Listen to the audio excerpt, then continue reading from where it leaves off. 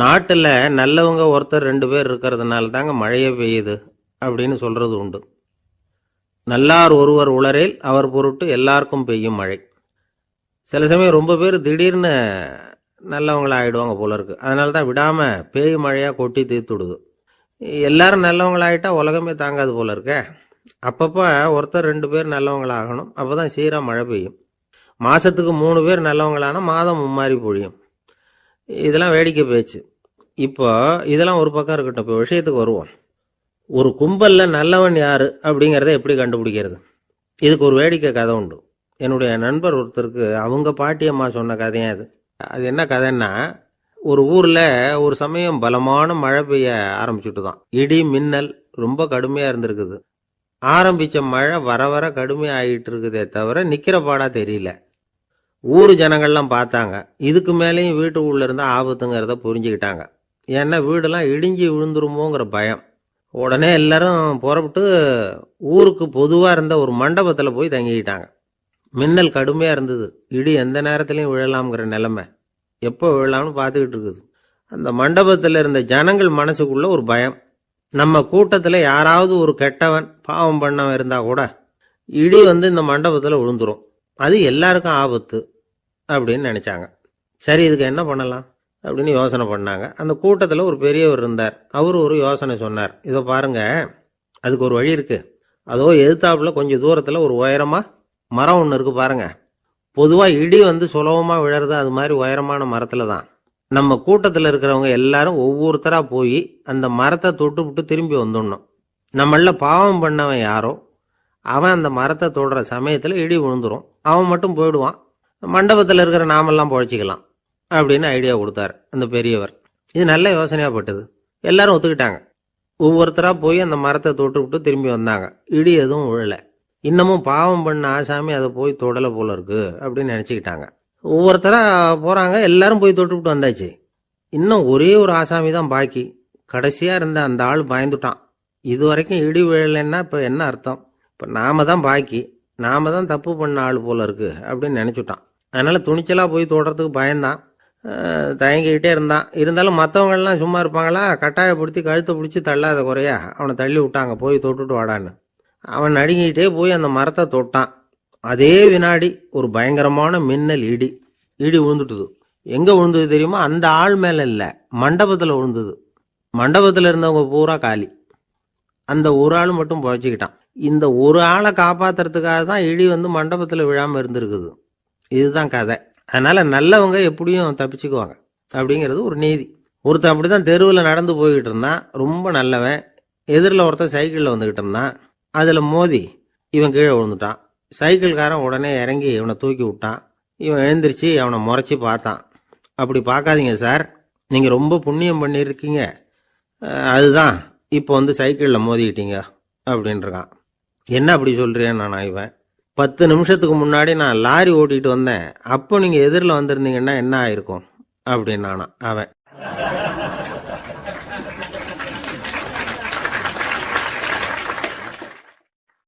ஒரு ஊர்ல ஒரு பெரிய செல்வந்தர் இருந்தார். பணத்துக்கு பஞ்சம் இல்லை. அதனால இந்த உலகத்துல முடியாத காரியம் எதுவும் இல்லைன்னு நினைச்சார். பணம் இருந்தாலே அந்த நினைப்பு தானா வந்துடும். அதனால இவரும் அப்படி நினைச்சதுல ஒன்றும் தப்பு இல்லை. அந்த ஊருக்கு குருநானக் ஒரு தடவை வந்தார். அவருக்கு இந்த செல்வந்தர் ரொம்ப பிரமாதமாக ஒரு வரவேற்பு கொடுத்தார்.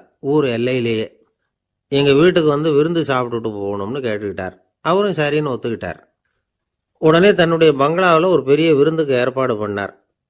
குருநானக்கை அழைச்சிட்டு வீட்டுக்கு போனார். உட்கார வச்சார். ஐயா, நான் இந்த ஊர்லேயே ரொம்ப பெரிய வசதி உள்ளவன். என்னால் எல்லாம் முடியும். உங்களுக்காக நான் என்ன செய்யணும்னு சொல்லுங்க. எதுவாக இருந்தாலும் பரவாயில்ல, எவ்வளவு செலவானாலும் பரவாயில்ல, என்னால் செய்ய முடியும். என்ன செய்யணும்னு சொல்லுங்க, அது போதும், நான் செய்கிறேன் அப்படின்னு நான் ரொம்ப பணிவா. இதை கேட்டதும் குருநானக் சிந்திச்சார் கொஞ்ச நேரம். அதுக்கப்புறம் தன்னோட சட்ட பைக்குள்ள கையை விட்டு ஒரு பழைய ஊசி ஒன்று எடுத்தார். அந்த செல்வந்தர்கிட்ட கொடுத்தார். இதை பாருங்க, இவ்வளவு தூரம் நீங்கள் கேட்கறதுனால சொல்கிறேன், எனக்கு நீங்கள் செய்ய வேண்டிய உதவி இதுதான்னார். ஊசியை கையில் வாங்கிக்கிட்டு இதை என்ன செய்யணும்னு சொல்லுங்க அப்படின்னார் அவர். நீங்கள் செய்ய வேண்டியது என்னன்னா, இந்த ஊசியை பத்திரமா வச்சிருக்கணும். நாம் 2 பேரும் இறந்து போனதுக்கு பின்னாடி இன்னொரு உலகத்தில் நாம் சந்திக்கக்கூடிய வாய்ப்பு இருக்குது. அப்போ இந்த ஊசியை என்கிட்ட கொண்டாந்து கொடுக்கணும். இதுதான் நீங்கள் எனக்காக செய்ய வேண்டிய உதவி அப்படின்னார் குருநானக் லேசாக சிரிச்சுக்கிட்டே. இதை கேட்ட உடனே இந்த பெரியவர் முழிக்க ஆரம்பிச்சிட்டார். அது எப்படிங்க, நான் சாகிறப்ப எப்படி இந்த ஊசியை எடுத்துக்கிட்டு இன்னொரு உலகத்துக்கு வர முடியும்னார். ஊசி மாதிரி ஒரு சின்ன பொருளை கூட இந்த உலகத்தை விட்டு நாம் போகிறப்ப எடுத்துகிட்டு போக முடியாதுங்கிறப்போ உங்களோட செல்வத்தையெல்லாம் எப்படி அங்கே எடுத்துகிட்டு வர போகிறீங்க அப்படின்னு கேட்டார் குருநானக். அதுக்கப்புறம் தான் அந்த பெரியவர் யோசிக்க ஆரம்பித்தாராம். குருநானக் சொல்கிறார், இதை பாருங்க, நாம் செய்கிற நல்லது கெட்டது தான் கடைசி வரைக்கும் நம்ம கூட இருக்கும். அடுத்தவங்க நல்லா இருக்கணுங்கிறதுக்காக பொருளை செலவு செய்யணும். அப்படி செய்யலைன்னா எந்த பிரயோஜனமும் இல்லை அப்படின்னார். அதுக்கப்புறம் தான் அந்த செல்வந்தரின் அறிவு கண் திறந்து தான் உடனே குருநானக்கை வணங்கினார். ஐயா, என்கிட்ட இருந்த ஆணவம் போயிட்டுது, இனிமேல் என்கிட்ட இருக்கிற செல்வத்தை நல்ல வழியில் செலவழிப்பேன் அப்படின்னாராம்.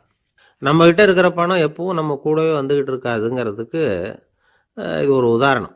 அதுக்காக நாம் பணம் சேர்க்கறத பற்றி கவலைப்பட வேண்டியதில்லை, பேசாமல் படுத்து தூங்கிக்கிட்டு இருந்தால் போதும் அப்படின்னு இதுக்கு அர்த்தம் பண்ணிக்கக்கூடாது. முறையான வழியில் பணம் சேர்க்கணும், அதை முறையான வழியில் செலவு பண்ணணும்.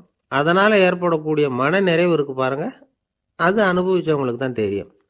சொர்க்கத்துக்கு போகிறவங்க இங்கேருந்து பணத்தை எடுத்துகிட்டு போக முடியாது, ஆனால் நம்ம செல்வத்தை இங்கே மற்றவங்களுக்கு பயன்பட செய்து அதனால் ஏற்படுற புண்ணியம் இருக்கு பாருங்க, அதை எடுத்துகிட்டு போக முடியுமா. இதுதான் ஆன்மீகவாதிகள்லாம் சொல்கிற கருத்து. ஜான் நியூட்டன் ஒருத்தர், அவர் சொன்னார், நான் எப்போவாவது சொர்க்கத்துக்கு போய் சேர்ந்தேன்னா அங்கே 3 அதிசயங்களை பார்ப்பேன்னார். என்னன்னு கேட்டாங்க. நான் யார் யார் இருக்க மாட்டாங்கன்னு நினச்சிக்கிட்டு இருந்தானோ அவங்களில் சில பேர் அங்கே இருப்பாங்க, அது ஒரு பெரிய அதிசயம்னார். சரி, அடுத்தது என்ன? 2வது அதிசயம் என்னன்னா, அங்கே இருப்பாங்கன்னு நான் எதிர்பார்த்த சில பேர் அங்கே இருக்க மாட்டாங்க அப்படின்னார். சரி, 3வது பெரிய ஆச்சரியம் என்ன அப்படின்னா, நான் அங்கே இருக்க பாருங்க, அதுதான் அந்த 3வது அதிசயம் அப்படின்னாராம்.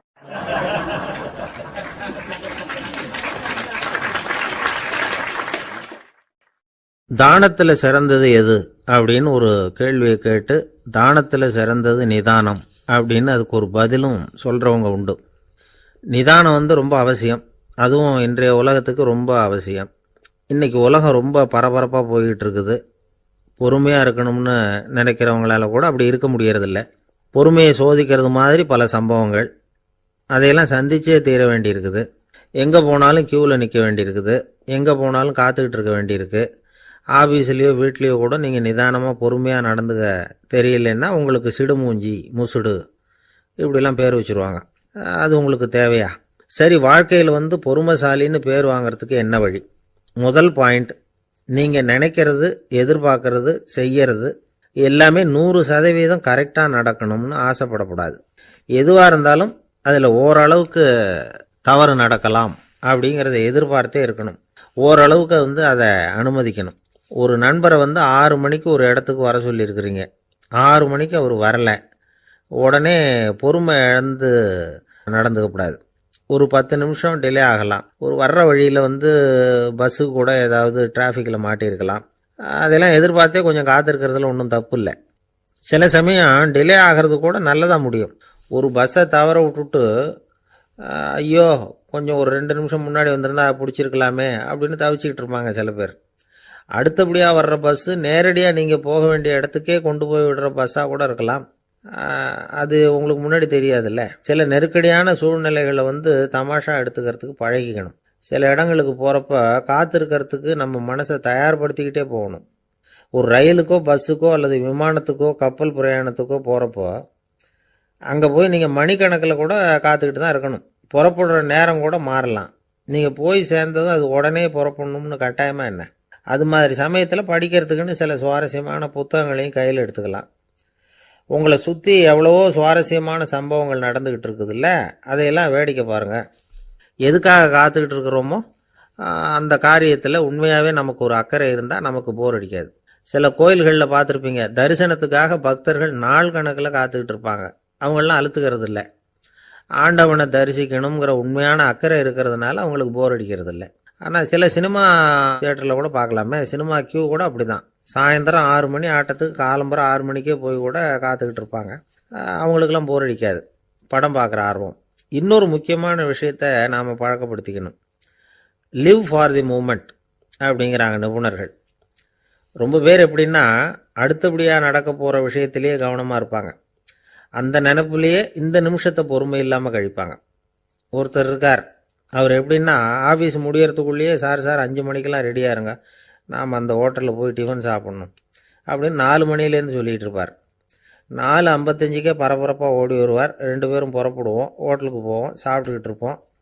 அப்படி சாப்பிட்டுட்டு இருக்கிறப்ப சார் சாப்பிட்டு முடித்ததும் நேராக ஒரு ஜவுளி கடைக்கு போகிறோம் அப்படிம்பார். பரபரக்க சாப்பிட்டு முடிப்பார், புறப்படுவார்.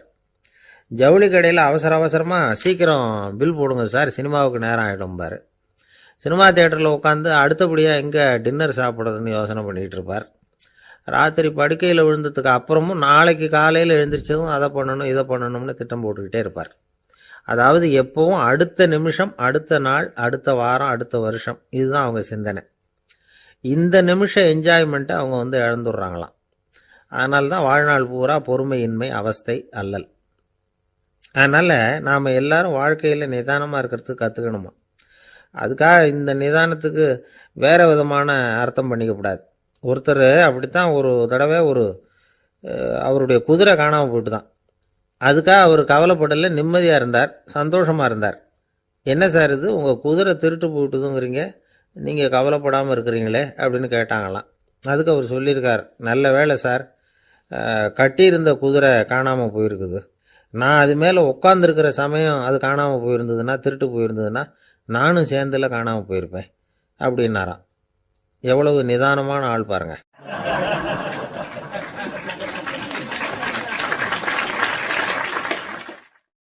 ஒரு ஊரில் ஒரு ஆள் இருந்தான், தையல் கடை வச்சுருந்தான்.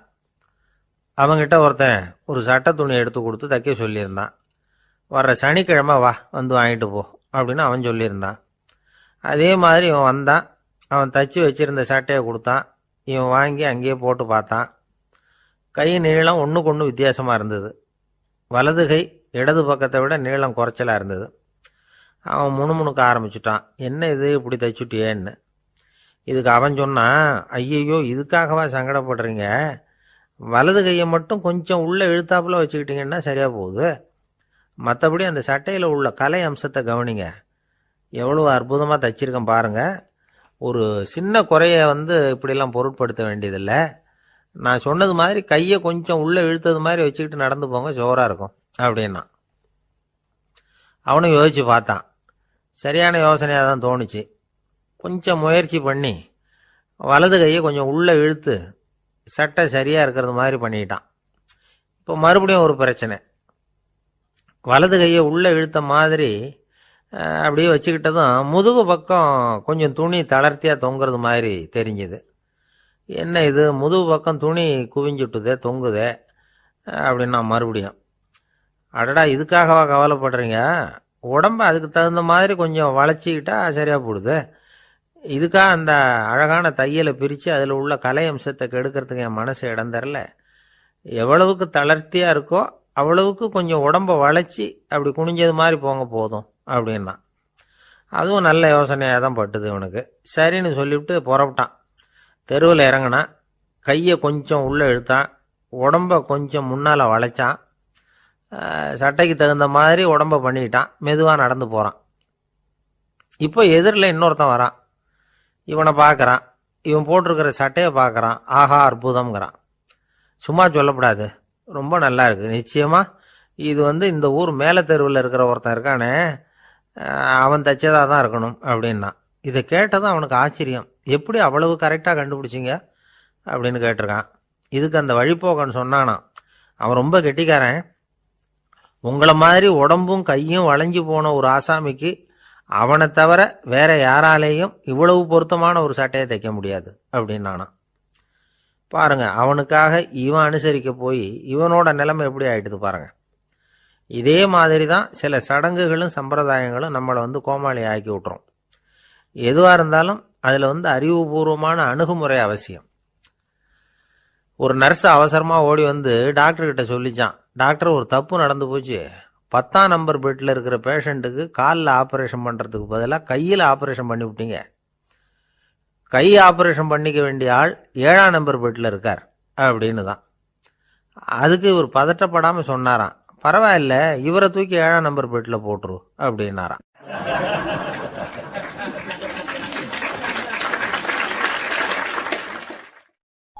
எனக்கு தெரிஞ்ச ஒருத்தர் இருக்கார். அவர் ஒரு பெரிய காவல்துறை அதிகாரி, ரொம்ப கண்டிப்பானவர். அவரை கண்டாவே எல்லாரும் பயப்படுவாங்க. அப்படிப்பட்டவர் வீட்டுக்கு போனால் அப்படியே அடியோட மாறிடுவார். அங்கே போய் பார்த்தீங்கன்னா குழந்தைகளோட குழந்தையா அவர் விளையாடிக்கிட்டு இருப்பார். அலுவலக சமயத்தில் பார்த்தீங்கன்னா குதிரை முதுகில் அவர் உட்காந்துருப்பார். வீட்டில் பார்த்தீங்கன்னா அவர் முதுகில் குழந்தை உட்காந்துருக்கும். அவர் குதிரை மாதிரி போயிட்டு இருப்பார். இது எப்படிங்க முடியுது உங்களால் அப்படின்னு கேட்டாங்க. அது ஒன்றும் இல்லை, இங்கே வீட்டுக்கு வந்த உடனே என்னோட மனசை தனியாக எடுத்து வச்சிருவேன் அப்படின்னார். அது என்னங்க உங்கள் சட்டப்பயிலியாக இருக்குது மனசு, அது தனியாக எடுத்து வைக்கிறதுக்கு அப்படின்னு கேட்டாங்க. அப்படி இல்லைங்க, இது ஒரு பயிற்சி, மனப்பயிற்சி, அவ்வளவுதான் அப்படின்னார். இப்படி சமயம் பார்த்து மனசை தனியாக வச்சுவிட தெரிஞ்சவங்க வாழ்க்கையில் எப்பவும் உற்சாகமாக இருப்பாங்க அப்படிங்கிறது பெரியவங்க கருத்து. ஒரு டாக்டர் ஆஸ்பத்திரியில் இருக்கிற வரைக்கும் டாக்டராக இருக்கலாம். அவர் மனைவிகிட்டையும் அவர் டாக்டராக இருக்க வேண்டிய அவசியம் இல்லை. ஒரு வக்கீல் கோர்ட்டில் இருக்கிற வரைக்கும் வக்கீலாக இருக்கலாம். வீட்டுக்கு வந்ததுக்கு அப்புறமும் வக்கீலாக இருக்க வேண்டிய அவசியம் கிடையாது. வீட்டில் குழந்தைகள்கிட்ட விளையாடும் பொழுதும் அதுகள்கிட்ட ஃபீஸு கேட்டுக்கிட்டு இருக்கக்கூடாது. நாம் எப்படி இருக்கணும்னு பெரியவங்க சொல்கிறாங்கன்னா, மனசோட சேரப்படாதான். அப்படி சேராமல் வாழ்க்கையை கவனிக்கணுமா. மனசை அப்படியே தனியாக எடுத்து பக்கத்தில் வச்சுடணும். அப்படின்னா அதை அப்படியே தூக்கி எறிஞ்சுடு அப்படின்னு அர்த்தம் இல்லை. ஏன்னா மனசுங்கிறது நமக்கு உபயோகப்படக்கூடிய ஒன்று தான். எப்போ அது தேவையோ அப்பப்போ எடுத்து உபயோகப்படுத்திக்கணும். தேவைப்படுறப்போ எடுத்து கண்ணாடியை மாட்டிக்கிறோம்ல, படிக்கும் பொழுது கண்ணாடி தேவைப்படுது, எடுத்து மாட்டிக்கிறோம் இல்லையா, அது மாதிரி கணக்கு போடுறதுக்கு மனசு தேவை. கடைக்கு போய் ஒரு பொருள் வாங்குகிறோம், காசு கொடுக்குறோம், மீதி சில்லறை சரியாக இருக்கா அப்படின்னு எண்ணி பார்த்து வாங்க வேண்டியிருக்கு. அந்த சமயத்தில் மனசை எடுத்து தனியாக வச்சுட்டேன் அப்படின்னு சொல்லிட்டு இருக்கக்கூடாது. பரீட்சைக்கு படிக்க வேண்டியிருக்குது, படித்ததையெல்லாம் அப்படியே நினைவில் வச்சுக்க வேண்டியிருக்கு. அந்த சமயத்தில் மனசை தூக்கி எறிஞ்சுட்டேன் சார் அப்படின்னு சொல்லிட்டு இருக்கக்கூடாது. அப்படி சொன்னால் பரீட்சை நம்மளை தூக்கி எறிஞ்சிடும். அதனால் தேவைப்படுறப்போ மனசை உபயோகப்படுத்தணும், தேவையில்லாதப்போ அதை தனியாக ஓய்வு எடுத்துக்க விட்டுடணும். இப்படி நாம் பழக்கப்படுத்திக்கிட்டா வாழ்க்கைங்கிறது நமக்கு புதுசாக தெரியுமா. மனசுக்கும் ஒரு சக்தி கிடைக்கும். எந்திரங்களுக்கு ஓய்வு கொடுக்குற மாதிரி மனசுக்கும் ஓய்வு கொடுக்கணும், இல்லைன்னா அது களைச்சி போயிடும். குழந்தைகள் மனசை சுமந்துக்கிட்டு இருக்கிறது இல்லை. இது முதியவர்கள் குழந்தைகள்கிட்ட இருந்து கற்றுக்க வேண்டிய ஒரு பாடம். ஆனாலும் இந்த கால குழந்தைகள்கிட்ட ரொம்ப எச்சரிக்கையாக இருக்க வேண்டியிருக்கு. ஒரு தாத்தாவும் பேரனும் விளையாடிக்கிட்டு இருக்கிறாங்க. தாத்தா, எனக்கு சைக்கிள் ஓட்ட கற்றுக் கொடு அப்படிங்கிறான் பேரன். சைக்கிள் உயரம் கூட இல்லை, அதுக்குள்ளே சைக்கிள் ஓட்டணுமா அப்படின்னார் தாத்தா. ஏன் தாத்தா, ரயில் ஓட்டுறாரே, அவர் என்ன ரயில் நீளமாக இருக்கார் அப்படின்னு கேட்டானா அந்த பையன். ஒரு ஊரில் ஒரு சித்தர் இருந்தார், சூஃபி சித்தர். அவர் ஞானம் பெற்ற ஒரு சித்தர். ஒரு நாள் அந்த நாட்டு மன்னன் அவரை பார்க்கறதுக்காக வந்தான். என்ன வேணும் உனக்குன்னு கேட்டார். நான் கடவுளை பார்க்கணும், அதுக்கு நீங்கள் தான் உதவி பண்ணணும் அப்படின்னா அவன். சித்தர் கொஞ்சம் யோசனை பண்ணார். சரி, போயிட்டு நாளைக்கு வாடினார். அதே மாதிரி மன்னன் போயிட்டு அடுத்த நாள் வந்தான். இங்கே நீ என்னோட ஒரு வாரம் தங்கியிருக்க வேண்டியிருக்கும்னார். சரின்னா ஒரு பிச்சை பாத்திரத்தை தூக்கி கையில் கொடுத்தார். அவனுக்கு ஒன்றும் புரியல, இருந்தாலும் வாங்கிட்டான். வாங்கிட்டு இதை என்ன செய்யணும் அப்படின்னு கேட்டான். இதை ஒன்றும் செய்ய வேணாம், இதை எடுத்துக்கிட்டு பக்கத்தில் உள்ள கிராமங்களுக்கு போ, வீடு வீடாக பிச்சை எடுத்துக்கிட்டு வா. அப்படி வந்த பிறகுதான் உனக்கு சாப்பாடும் ஓய்வும் கிடைக்கும். ஒரு வாரம் இப்படி செய், அதுக்கப்புறம் 8வது நாள் நாம் கடவுளை பற்றி யோசிக்கலாம் அப்படின்னார். இப்படி இவர் சொன்னதை கேட்டதும் அந்த அரசனுக்கு அதிர்ச்சி ஆயிட்டுது. ஒரு மாதிரி ஆயிட்டான். தன்னுடைய சொந்த நாட்டில் சொந்த குடிமக்கள் கிட்ட போய் பிச்சை எடுக்கிறதா அப்படின்னு யோசனை பண்ணி பார்த்தான். அதுக்கப்புறம் மெதுவா அவன் அந்த சித்தரை பார்த்தான். ஐயா, சொந்த நாட்டிலேயே பிச்சை எடுக்கிறதுன்னா எனக்கு ஒரு மாதிரியா இருக்கு, வெக்கமா இருக்கு. நான் வேணும்னா வெளி தேசத்துல எங்கேயாவது போய் பிச்சை எடுக்கவா அப்படின்னு கேட்டான். இதுக்கு அந்த சித்தர் ஒரு சம்மதிக்கலை. இதை பாரு, உன்னால பிச்சை எடுக்க முடியலன்னா பேசாம திரும்பி அரண்மனைக்கே போயிடு, அதுக்கப்புறம் கடவுளை பத்தி எல்லாம் பேசுறதுக்கு என்னை தேடிட்டு வரக்கூடாது அப்படின்னு விட்டார். மன்னன் தயங்கினான், இருந்தாலும் மனசை சரி பண்ணிட்டு சம்மதிச்சான். சரிங்க, ஒரு வாரம் இங்க தங்குறேன், நீங்க சொல்றது மாதிரி பக்கத்து கிராமங்களுக்கு போறேன், வீடு வீடா பிச்சை எடுக்கிறேன், வர்றேன் அப்படின்னா. ஒரு வாரம் தெரு தெருவா பிச்சை பாத்திரத்தோட அலைஞ்சான். சொந்த ஊர்ல சொந்த குடிமக்கள் கிட்ட பிச்சை எடுத்தான். 7 நாள் முடிஞ்சது. 8வது நாள் அந்த சித்தர் மன்னனை கூப்பிட்டார். இப்படி வாடினார். வந்தான். இனிமே நீ கடவுளை பத்தி என்கிட்ட கேட்கலாம்னார். இனிமே கேட்கறதுக்கு ஒண்ணுமே இல்லை சுவாமின்னா இவன். ஒரு வார காலம் பிச்சை எடுத்த பிறகுதான் கடவுளை காண முடியும் அப்படின்னு நான் கனவு கூட காணவில்லைன்னா. அப்படின்னா நீ பிச்சை எடுத்த காலத்துல அப்படி என்னதான் நடந்தது அப்படின்னு கேட்டார் அவரு. சுவாமி, ஒரு வார காலம் பிச்சை எடுத்ததுல என்னுடைய ஆணவம் அழிஞ்சுட்டுது. அது இப்போ இருக்கிற இடமே தெரியல. இப்போ அதை காணவே காணோம். பிச்சைக்காரனா இருந்தப்போ பெற்றதை மன்னனாக இருக்கும்போது பெற முடியாதுங்கிறத புரிஞ்சுக்கிட்டேன் அப்படின்னா மன்னன். அடக்கம் பிறந்தவுடன் தெய்வீக கதவுகள் திறந்து கொள்ளுகின்றன அப்படிங்கிறார் ஓஷோ. நம்மால் ஒருத்தன் ஆணவம் அழியணுங்கிறதுக்காக ஒரு திருவோட்டை எடுத்துக்கிட்டு தெரு தெருவா பிச்சை எடுக்க ஆரம்பிச்சான். என்ன, தெய்வீக கதவுகள் திறந்துதா அப்படின்னு கேட்டார் ஒருத்தர்.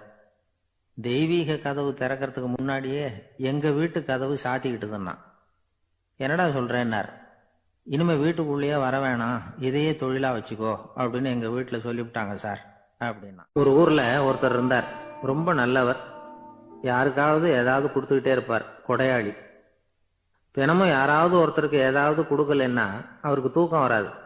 அப்படி ஒரு பழக்கம். அது மட்டும் இல்லை, அவர் கொடுக்கறது அடுத்தவங்களுக்கு தெரியாது.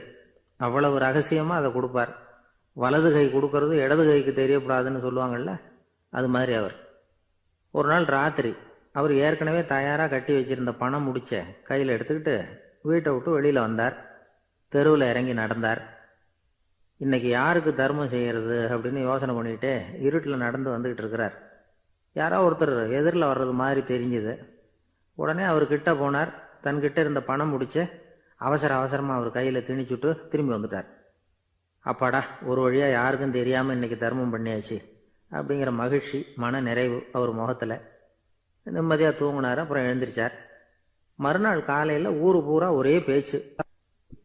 என்ன பேச்சுன்னா, நேற்று ராத்திரி ஒரு திருடன் கையில யாரோ பணத்தை கொடுத்துட்டு போயிருக்கிறாங்க அப்படின்னு எல்லாரும் பேசிக்கிட்டு இருக்கிறாங்க. இதை கேள்விப்பட்டதும் அந்த பெரியவருக்கு ரொம்ப வருத்தமா போச்சு. அடடா, போயும் ஒரு திருடனுக்கா உதவி பண்ணியிருக்கிறோம், பிரயோஜனம் இல்லாம போயிட்டுதே அப்படின்னு நினைச்சார். சரி, இன்னைக்கும் யாருக்காவது உதவி பண்ணணும் அப்படின்னு முடிவு பண்ணினார். ராத்திரி நேரம் வந்தது. இவர் வழக்கம் போல தெருவில் இறங்கி நடந்தார். கையில பணம் முடிச்சு. எதிரில் ஒரு பொன் உருவம் மங்கலா தெரிஞ்சது. இவர் உடனே அந்த பெண் கிட்ட பணத்தை கொடுத்துட்டு திருப்தியா திரும்பி வந்துட்டார். மறுநாள் காலையில ஊரு பூரா என்ன பேசிக்கிட்டாங்க தெரியுமா? நேற்று ராத்திரி நெறி தவறி நடக்கிற ஒரு பெண்ணின் கையில யாரோ வச்சுட்டு போயிருக்கிறாங்க அப்படின்னு எல்லாரும் பேசிக்கிறாங்க. அடடா, இன்னைக்கும் தவறுதலா நடந்து போச்சு அப்படின்னு ஒரு வருத்தப்பட்டார். இருக்கட்டும், இன்னைக்கும் ஏதாவது தர்மம் பண்ணுவோம் அப்படின்னு நினைச்சுக்கிட்டாரு. 3வது நாள் ராத்திரியும் புறப்பட்டார். இப்பவும் எதிரில் ஒருத்தர் வந்தார்.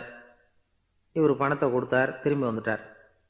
மறுநாள் மக்கள் என்ன பேசிக்கிட்டாங்கன்னா, நேற்று ராத்திரி ஒரு செல்வந்தர் கையில யாரோ பணத்தை கொடுத்துட்டு போயிருக்கிறாங்க அப்படின்னு பேசிக்கிட்டாங்களாம். அவருக்கு ரொம்ப வருத்தமா போயிட்டுது. என்ன இது, தினம் இப்படி ஆகிக்கிட்டு இருக்குதே அப்படின்னு நினைச்சுக்கிட்டே படுத்து தூங்கினார். அன்னைக்கு ராத்திரி ஒரு கனவு. அந்த கனவுல இறைவன் வந்து சொன்னாராம், இதோ பாருப்பா, நீ கொடுத்த தர்மம் வீணா போயிடல. உன்கிட்ட பணம் வாங்கின அந்த திருடன் திருந்திட்டான், அந்த பொண்ணும் திருந்திட்டா, அந்த செல்வந்தனும் கொடையாளி ஆயிட்டான், எல்லாருக்கும் உதவி பண்ண ஆரம்பிச்சுட்டான் அப்படின்னு சொன்னாராம். இந்த கதையை சொன்னவர் யாருன்னா நபிகள் நாயகம். இதுல உள்ள கருத்து என்னன்னா, நல்ல மனசோட தர்மம் பண்ணுனா அது வீணா போறதில்லை. இன்னொரு கருத்து, தர்மம் வந்து தன்னை மட்டுமல்ல அடுத்தவங்களையும் தீமையிலிருந்து காப்பாற்றும். இதுதான் நாம புரிஞ்சுக்க வேண்டியது. இந்த காலத்திலயும் இது மாதிரி சில சம்பவங்கள் நடக்கிறது உண்டு. ஒரு பெரியவர் இருட்டில் நடந்து வந்துகிட்டு இருந்தாரு. எதிரில் வந்த ஒருத்தன் வலுக்கட்டாயமா இவர் கையை பிடிச்சி ஒரு பண முடிப்பை கொடுத்து வச்சுக்க சொல்லிவிட்டு விலகி போயிட்டான். பெரியவருக்கு ஆச்சரியம். இந்த காலத்திலயும் இப்படி வலது கை கொடுக்கறது இடது கைக்கு தெரியக்கூடாதுன்னு நினைக்கிற கொடையாளிகள் உண்டு போல இருக்கு அப்படின்னு யோசனை பண்ணிக்கிட்டே நடந்தார். கொஞ்சம் தூரம் போயிருப்பாரு. அதுக்குள்ள அதே ஆள் திரும்பி வந்தான். கொடுத்த பண முடிப்பை திருப்பி கொடுங்க அப்படின்னு கேட்டு வாங்கிட்டான். இவருக்கு ஒன்றும் புரியல. ஏன் இப்படி பண்றேன்னார். அது ஒன்றும் இல்லைங்க, கொஞ்ச நேரம் இதை உங்ககிட்ட கொடுத்து வச்சிருந்தேன், அவ்வளவுதான் அப்படின்னா. ஏன்னு கேட்டார். என்னை பின்னாடி போலீஸ் தேடிக்கிட்டு வந்துகிட்டு இருக்குது, அதுதான் அப்படி பண்ணேன். இப்போ போயிட்டு இனிமே ஒன்றும் பயமில்லை அப்படின்னு சொல்லிவிட்டு அவன் பாட்டுக்கு நடந்து போறான். ஜெருசலேம், அங்க உள்ள ஒரு தேவாலயம். அதில் உள்ள பலிபீடத்தின் முன்னாடி ஒரு பெட்டி உண்டு. அது காணிக்கை பெட்டி. ஆலயத்துக்கு வர்றவங்க பிரார்த்தனை பண்ணிவிட்டு திரும்பி போகிற சமயத்தில் அந்த பெட்டியில் காணிக்கை போடுவாங்க. அவங்களால எவ்வளவு முடியுமோ அவ்வளவு போடுறது வழக்கம். அவங்கவுங்க வசதிக்கு தகுந்த மாதிரி போடுவாங்க. வசதி உள்ளவங்களாக இருந்தாலும் சரி, வசதியே இல்லாத வறியவர்களாக இருந்தாலும் சரி, ஆலய காணிக்கை பெட்டியில் காசு போடுறது அவங்களுக்கு ரொம்ப பெருமையான ஒரு செயல். ஒரு சமயம் இயேசு தம்முடைய சீடர்களோடு அந்த ஆலயத்துக்கு வரார். அங்கே உட்காந்து ரொம்ப நேரம் வழிபாடு பண்ணிட்டு இருக்கிறார். சீடர்களும் அந்த ஜபத்தில் கலந்துக்கிட்டாங்க. வழிபாடு முடிஞ்சுது. இயேசு உட்காந்துருக்கிறார். காணிக்கை பெட்டியில் காசு போடுறவங்கள கவனிக்கிறார். சீடர்களும் அதையே கவனிச்சுக்கிட்டு இருக்கிறாங்க. ரொம்ப பேர் வரிசையாக வந்தாங்க. அவங்களால முடிஞ்ச அளவுக்கு காசு போட்டுட்டு அவங்க பாட்டுக்கு போய்கிட்டு இருக்கிறாங்க. வசதியானவங்க நிறைய பேர் வந்தாங்க. அதுக்கு மத்தியில் வயசான ஒரு அம்மா, அவங்களும் வந்து காசு போட்டுட்டு போகிறாங்க.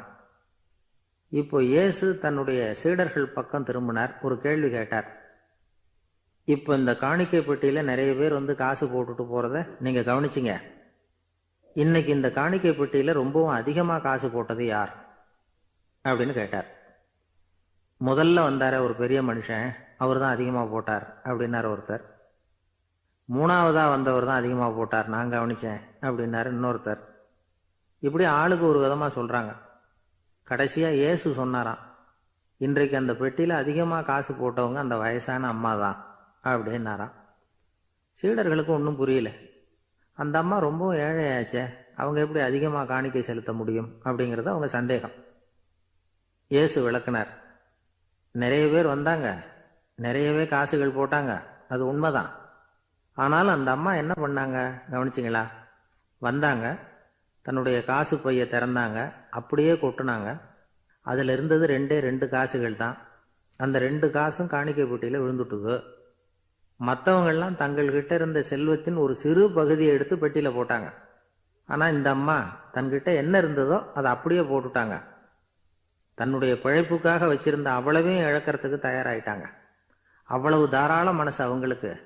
அதனால அவங்க செலுத்தின காணிக்கை தான் அளவில் அதிகம் அப்படின்னார். விலை மதிப்பில்லாத முத்து புதையல் ஒருத்தனுக்கு கிடைக்க போகுதுன்னு வச்சுக்கோங்க. அதன் மதிப்பை உணர்ந்தவன் என்ன பண்ணுவான்?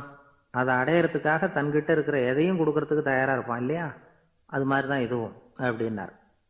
உலக மதிப்பீடுகளை துரும்பா தூசியா மதிச்சு அதையெல்லாம் உதறி விடுகிறவன் இறையருள் அப்படிங்கிற இணையில்லாத செல்வத்தை பெறுகிறான் அப்படிங்கிறது இதுல உள்ள கருத்து. இறைவனுக்காக இழப்பதுன்னா துன்பப்படுகிறவர்களுக்காக, ஏழைகளுக்காக, ஏதுமற்றவர்களுக்காக இழப்பது அப்படின்னு அர்த்தம். உங்கள் அயலானுக்கு நீங்கள் என்ன உதவி செய்தாலும் அதை எனக்கே செய்கிறீர்கள் அப்படின்னு இயேசு சொல்லியிருக்கிறார். அடுத்தவங்களுக்கு உதவணுங்கிற குணம் இன்னைக்கு ரொம்ப குறைஞ்சி போச்சு. ஒருத்தன் வாழைப்பழத்தோல் வழுக்கி கீழே விழுந்துட்டான்.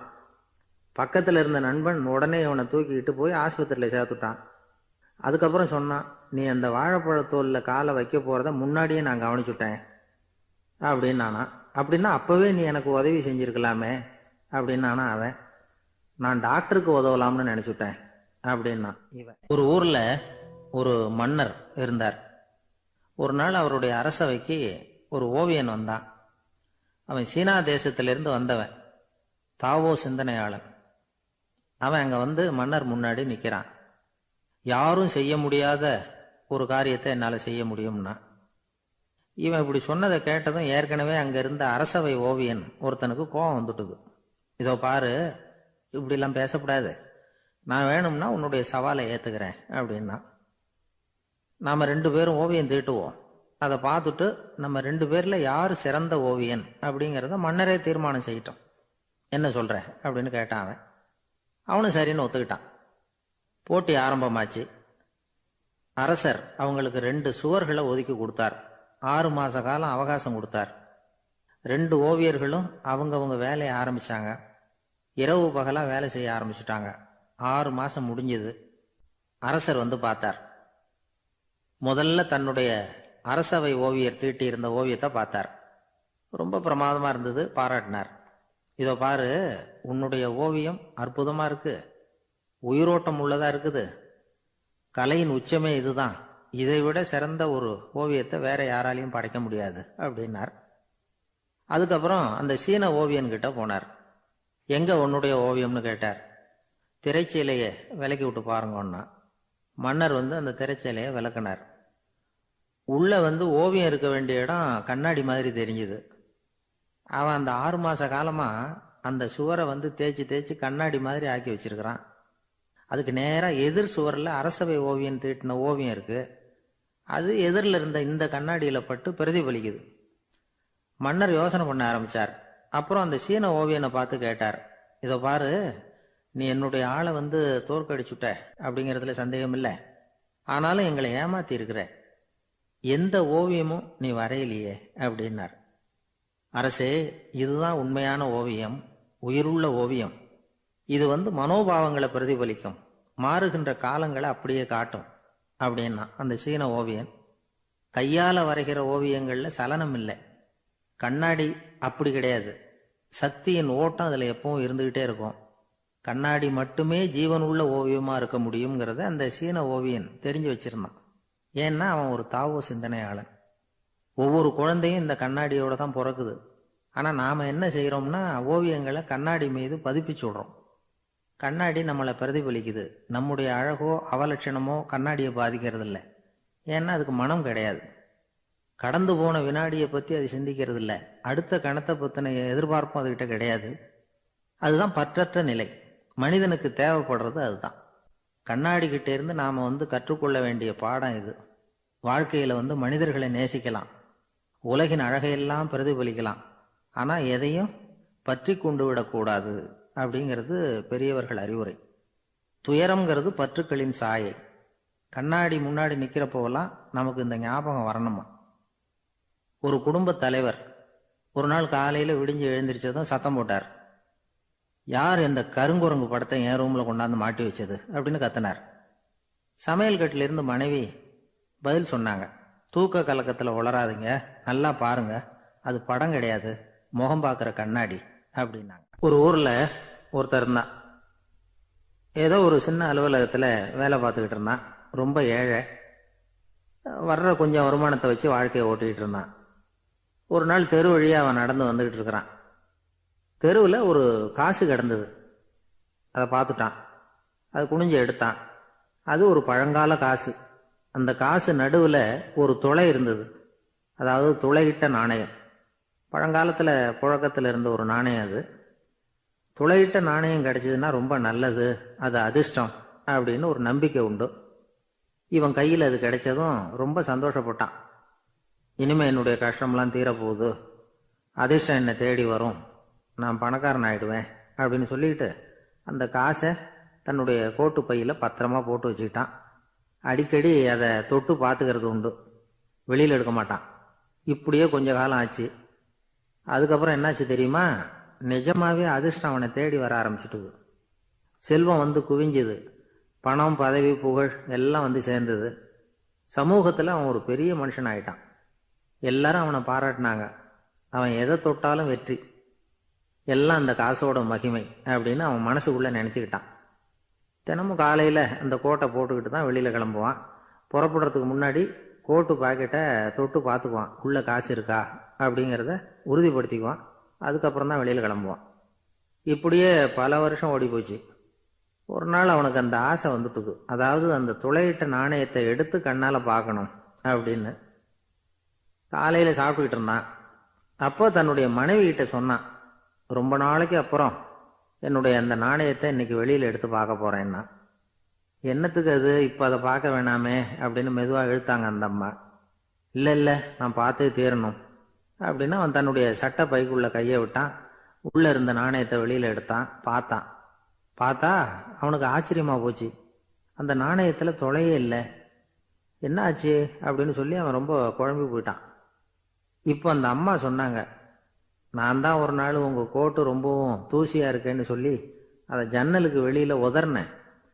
உள்ளே இருந்த அந்த காசு அப்போ எனக்கு தெரியாது, ஞாபகத்தில் இல்லை. அது தெருவில் விழுந்துட்டது போல இருக்கு. அதுக்கப்புறம் எவ்வளவோ தேடி பார்த்தேன், கிடைக்கல. அதுக்குள்ளே அதை யாரோ எடுத்துகிட்டு போயிட்டாங்க போல இருக்கு. அது இல்லைங்கிறது உங்களுக்கு தெரிஞ்சால் வருத்தமாக இருக்குமேங்கிறதுக்காக நான் தான் வேற ஒரு நாணயத்தை எடுத்து சட்டை பைக்குள்ளே வச்சுட்டேன் அப்படின்னு விவரத்தை சொன்னாங்க அந்த அம்மா.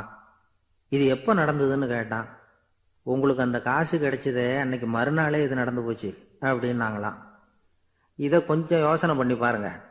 அவனுக்கு அதிர்ஷ்டத்தை கொடுத்தது அந்த நாணயம் இல்லை, அவனுடைய நம்பிக்கை, அதாவது தன்னம்பிக்கை. அதுதான் வேலை செஞ்சிருக்கு. இதிலிருந்து நாம் தெரிஞ்சுக்க வேண்டியது என்னன்னா, வாழ்க்கையில் முன்னேற நினைக்கிறவங்களுக்கு தன்னம்பிக்கை ரொம்ப முக்கியம். அது இல்லைன்னா முன்னேற முடியாது. ஒருத்தன் சொன்னானா, நான் எப்போவுமே என்னதான் சார் நம்புவேன், மற்றவங்கள நம்ப மாட்டேன். நேற்றுக்கு பாருங்க, திடீர்னு 10 பேர் என்ன அடிக்க வந்துட்டாங்க, நான் ஒருத்தனாவே அதை சமாளித்தேன் அப்படின்றான் ரொம்ப பெருமையா. அது எப்படின்னு கேட்டாங்களாம். ஒரே ஓட்டமாக அங்கேருந்து ஓடி வந்துட்டேன் அப்படின்னு. ஒரு நாள் ஒரு நண்பரை சந்தித்தேன். உங்கள் வீடு எதுன்னு உங்களுக்கு தெரியுமா சார்ன்னு. அவர் என்ன ஒரு மாதிரியாக பார்த்தார். அப்புறம் சொன்னார், தெரியும் அப்படின்னாரு. சரி, உங்கள் தொலைபேசி எண் உங்களுக்கு தெரியுமான்னு. அதுவும் தெரியும்னார். உங்கள் மனைவி மக்கள் யார் யாருன்னு உங்களுக்கு தெரியுமான்னு கேட்டேன். என்ன ஒரு மாதிரியாக பார்த்தார். அப்புறம் சொன்னார், அதுவும் தெரியும் சார் அப்படின்னார். சரி, நீங்கள் யாருன்னு உங்களுக்கு தெரியுமான்னு கேட்டேன். இப்போ தான் அவர் முழிக்க ஆரம்பித்தார். அவர் மட்டும் அப்படி இல்லை, நாம் எல்லாருமே அப்படி தான். எதிரில் நிற்கிறது யாருங்கிறது தெரியும், நாம் யாருன்னு நமக்கு தெரியாது. உண்மையிலேயே நாம் யார்? இந்த கேள்விக்கான பதிலை தான் வாழ்க்கை பூரா நாம் தேடிட்டு இருக்கிறோம். புத்தர் என்ன சொல்றாரு தெரியுமா? நீங்க கடவுளை பத்தி கவலைப்பட தேவையில்லை, உங்களை பத்தின கவலை உங்களுக்கு இருந்தா போதும் அப்படிங்கிறார். நான் யார், எனக்கு ஏன் இந்த கவலை அப்படின்னு உங்களை நீங்களே கேட்டுக்குங்க அப்படிங்கிறார். நாம ஏன் கடவுளை படைச்சோம்? அது ஒரு நழுவல் முயற்சியாம், அதாவது தன்னிடமிருந்து தானே தப்பிக்கிற ஒரு முயற்சியாம். இப்படிதான் அதை சொல்றாங்க அறிஞர்கள்லாம். மக்கள் பொய்யான பிரச்சனைகள்ல ஆர்வமா இருக்கிறாங்க, அதுக்கு தீர்வு காணவும் முயற்சி பண்றாங்க. கடவுளை பத்தி விவாதிக்க எல்லாருக்கும் விருப்பம், தன்னுடைய சுயம் பற்றிய பிரஜையே இருக்கிறது இல்ல. ஆகக்கூடிய விஷயம் என்னன்னா, கடவுள் சமாளிப்புக்கு பயன்படுத்தப்படுகிறார். மனவியல் என்ன சொல்லுது தெரியுமா? கடவுள், சொர்க்கம், மறுபிறவி இதை பத்தி எல்லாம் பேச ஆரம்பிக்கிறவங்க யார் தெரியுமா? போருக்கு போறவன், துன்பத்துல சிக்கி கஷ்டப்படுறவன், நோய் படுக்கையில விழுந்தவன், இவங்க தான். நாம அனுபவத்திலே பார்க்கிறோமே இதையெல்லாம். கடவுளை துணைக்கு கூப்பிடுறவங்க யாருன்னு கவனிச்சு பாருங்க.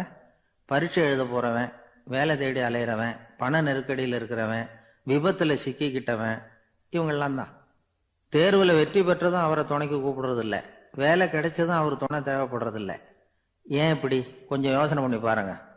துன்பம் வருகிற போது அந்த துன்பத்தை தவிர்க்க வேண்டிய நிலையில அதிலிருந்து நழுவி போறதுக்காக பிரார்த்தனை தேவைப்படுது. எல்லாம் நல்லபடியா நடக்கிறப்போ பிரார்த்தனை செய்யறது இல்லை. புத்தருடைய வழி என்ன தெரியுமா? அந்த வழியில கடவுளும் கிடையாது, பிரார்த்தனையும் கிடையாது. புத்தர் செய்தது இதைத்தான். அதாவது கடவுள்கிட்ட இருந்து மனிதனையும், மனிதன் கிட்ட இருந்து கடவுளையும் அவர் விடுவித்தார். புத்த மதம் என்ன சொல்லுது தெரியுமா? கடவுள் பிரச்சனை அல்ல, மனிதன் தான் உண்மையான பிரச்சனை அப்படின்னு சொல்லுது. உங்களை நீங்க நல்லா தெரிஞ்சுக்கிட்டா போதும், நீங்களே கடவுள் ஆயிடுவீங்க அப்படிங்கிறது தான் புத்த மதம். அதனால நமக்கு தேவை உள்முக பயணம்.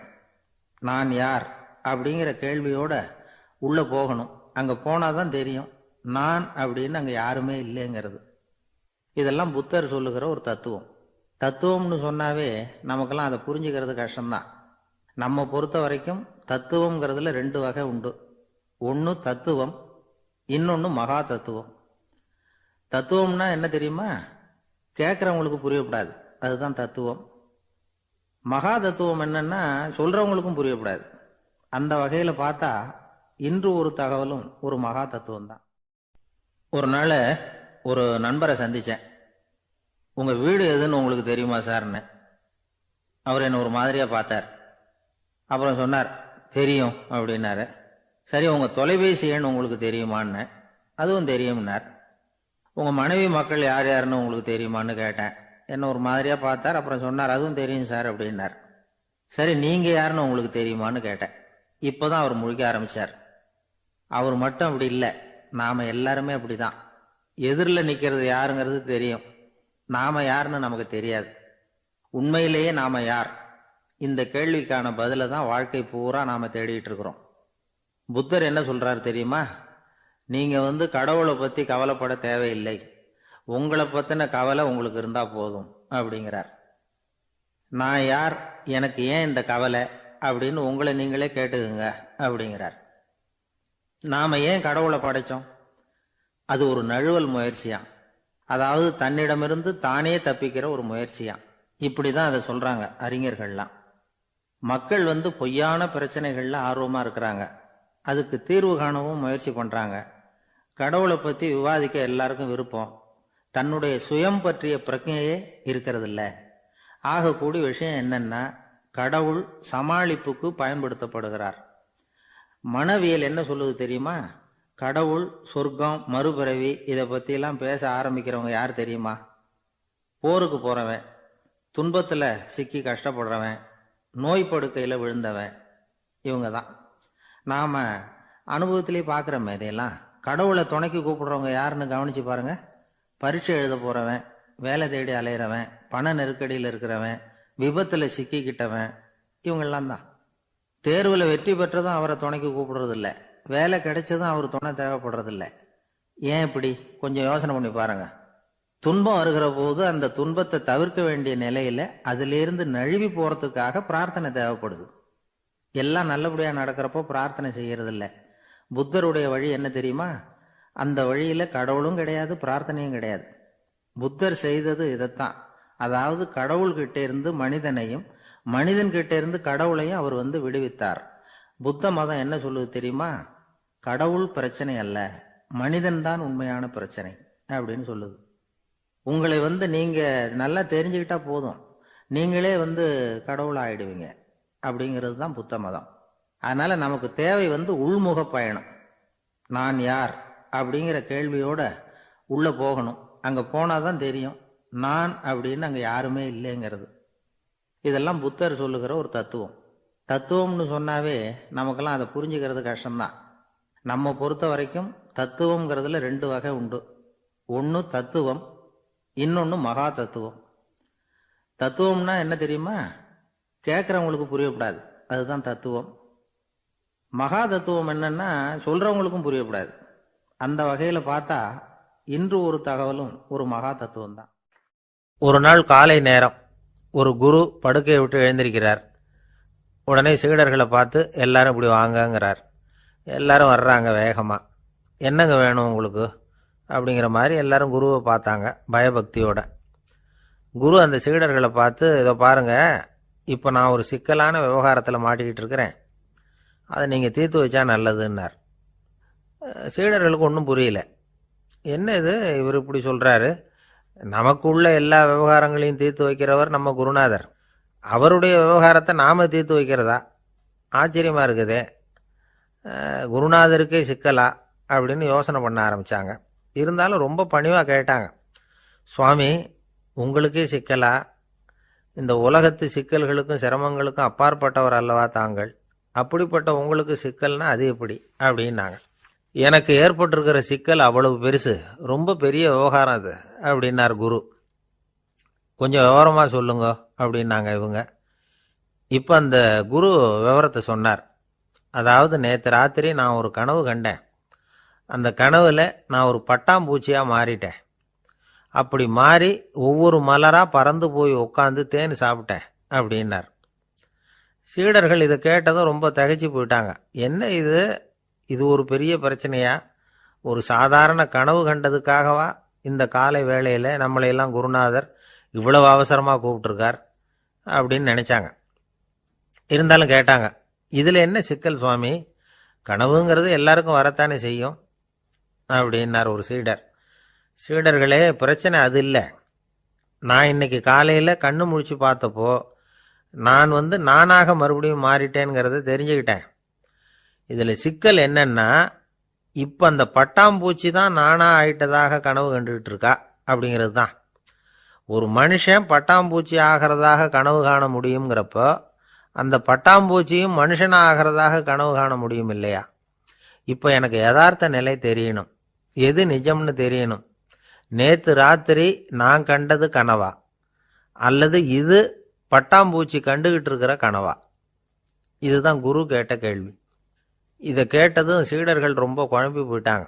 சுவாமி, இது வரைக்கும் நாங்கள் தூங்குறப்ப பார்க்கறது கனவுன்னும் மூழ்கிட்டு இருக்கிறப்ப பார்க்கறது நனவுன்னு நம்பிக்கிட்டு இருக்கிறோம். இப்போ எங்களை ரொம்ப குழப்பிட்டீங்க, இதுக்கு பதில் சொல்ல எங்களுக்கு சக்தி இல்லை அப்படின்னு சொல்லிவிட்டாங்களாம். அதுக்கப்புறம் அந்த குரு சொன்னாராம், நினைவு தான் முக்கியமான அம்சம். முடிவு கட்டம்னா பகலின் நினைவுகளை விட இரவின் கனவுகளே ரொம்ப உண்மை. ஒருத்தன் தூங்க போனால் தூங்கிக்கிட்டே இருந்தால் அவன் காணும் கனவு பொய்ங்கிறத அவன் உணர மாட்டான். ஒவ்வொரு கனவும் காணும் பொழுது அது ரொம்ப உண்மையாக தான் தெரியுது. ஒரு கனவு கூட உண்மை இல்லைன்னு கனவுல தோன்றுவதே இல்லை அப்படின்னார் குரு. அகில வாழ்வு அத்தனையும் சொற்பனம் கண்டாய் அப்படிங்கிறார் தாயுமானவர். ஆகையினால நம்ம கனவுலேருந்து நாம் என்னைக்கு முழிச்சிக்க போகிறோம் அப்படிங்கிறது தான் ஒரு முக்கியமான கேள்வி. ஒருத்தர் வந்தார், காலில் கட்டோடு வந்தார். என்னங்க காலில் கட்டுன்னு? சார், நேற்று ராத்திரி தூக்கத்தில் எங்கள் வீட்டு கூரையில் ஏணியை சாத்தி வச்சு இறங்கினப்போ வழுக்கி விழுந்து காலை உடச்சிக்கிட்டேன்னார். உங்கள் வீட்டில் தான் ஏணியே கிடையாது சார் அப்படின்னு. உண்மைதான் சார், நான் கீழே விழுந்து முழிச்சுக்கிட்டதுக்கு அப்புறம் தானே ஏணி இல்லைங்கிறது எனக்கு ஞாபகம் வந்தது அப்படின்னார்.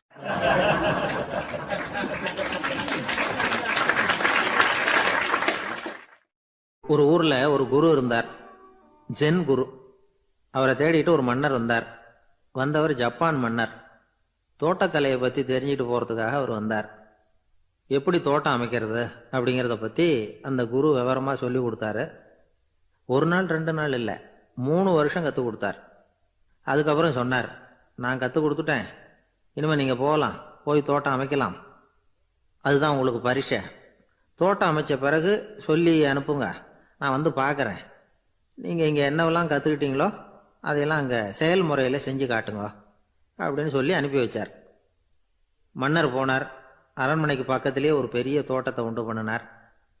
அழகான மரங்களையும் செடிகளையும் உருவாக்கினார்.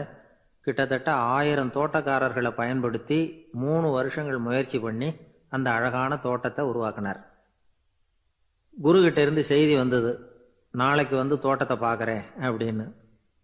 மன்னர் உடனே சுறுசுறுப்பாயிட்டார். முதல் நாளே தோட்டத்தை சுத்தப்படுத்தினார். ராத்திரி பூரா யாரும் தூங்கலை. எல்லாருக்கும் தோட்டத்தை ஒழுங்குபடுத்துகிற வேலை. அது அந்தந்த இடத்துல ஒழுங்காக இருக்குதா அப்படின்னு சரி பார்த்தாங்க. ஒரு தவறும் இல்லாத வகையில் அதை ஒழுங்குபடுத்தினாங்க. மறுநாள் குரு வந்தார், தோட்டத்தை பார்த்தார். அவருக்கு கோபம் வந்துட்டுது. மன்னருக்கு ஆச்சரியம், எப்பவும் சிரிச்சுக்கிட்டே இருக்கிறவர் இப்போ எப்படி இருக்கிறாரே அப்படின்னு. மெதுவாக குரு கிட்ட போய், எல்லாம் சரியாக தானே இருக்குது அப்படின்னார். எல்லாம் சரிதான், ஆனாலும் எங்கே அந்த பொன்னிற காற்று அப்படின்னார். உதிர்ந்த இலைகள், பொன் மஞ்சள் நிற இலைகள் காற்றில் அப்படி புரண்டு ஓடுவதை நான் பார்க்க முடியவில்லையே அப்படின்னாராம். அது இல்லாமல் இந்த தோட்டம் உயிரோட்டம் உள்ளதாக இருக்காது, இதில் பாடல் இல்லை, ஆடல் இல்லை, அதெல்லாம் இல்லாமல் இந்த தோட்டம் ரொம்பவும் செயற்கையாக தெரியுதேன்னாராம். மன்னர் இப்போதான் யோசனை பண்ணார். கீழே கிடந்த காஞ்சி போன இலைகள் மட்டும் இல்லை, மரத்தில் இருந்த காஞ்சி போன இலைகளையும் அப்புறப்படுத்தி சுத்தமாக வச்சிருக்கிறார். இறப்பும் வாழ்க்கையினுடைய ஒரு பகுதி தான். மரணம்ங்கிறது வாழ்க்கைக்கு எதிரானது அல்ல, அதை நிரப்பும் ஒரு பகுதி தான் அது. மரணம் இல்லையில் வாழ்க்கையே இல்லை அப்படிங்கிறது பெரியவங்க கருத்து. இப்போ அந்த தோட்டம் அழகாக தான் இருக்குது, இருந்தாலும் அது ஒரு ஓவியம் மாதிரி உயிர் இல்லாமல் இருக்கு. குரு ஒரு வாளியை கையில் எடுத்துக்கிட்டார். தோட்டத்தை விட்டு வெளியில் போனார். ஏற்கனவே வீசி எறிந்த அந்த சருகுகளை எல்லாம் அள்ளி கொண்டுகிட்டு வந்தார். உள்ள எல்லா இடங்கள்லையும் அதை வீசினார். உடனே காற்று அந்த காய்ந்த சருகுகளையும் பழுத்த இலைகளையும் அசைக்க ஆரம்பிச்சுட்டுது. இப்போ அங்கே சலசல சத்தம், சங்கீதம், இலைகளின் நடனம். ஓவியம் மாதிரி இருந்த அந்த தோட்டத்துக்கு இப்போ உயிர் வந்துட்டுது. இதுதான் அந்த பொன்னான காற்று அப்படின்னாராம் குரு. மன்னருக்கு புரிஞ்சுது.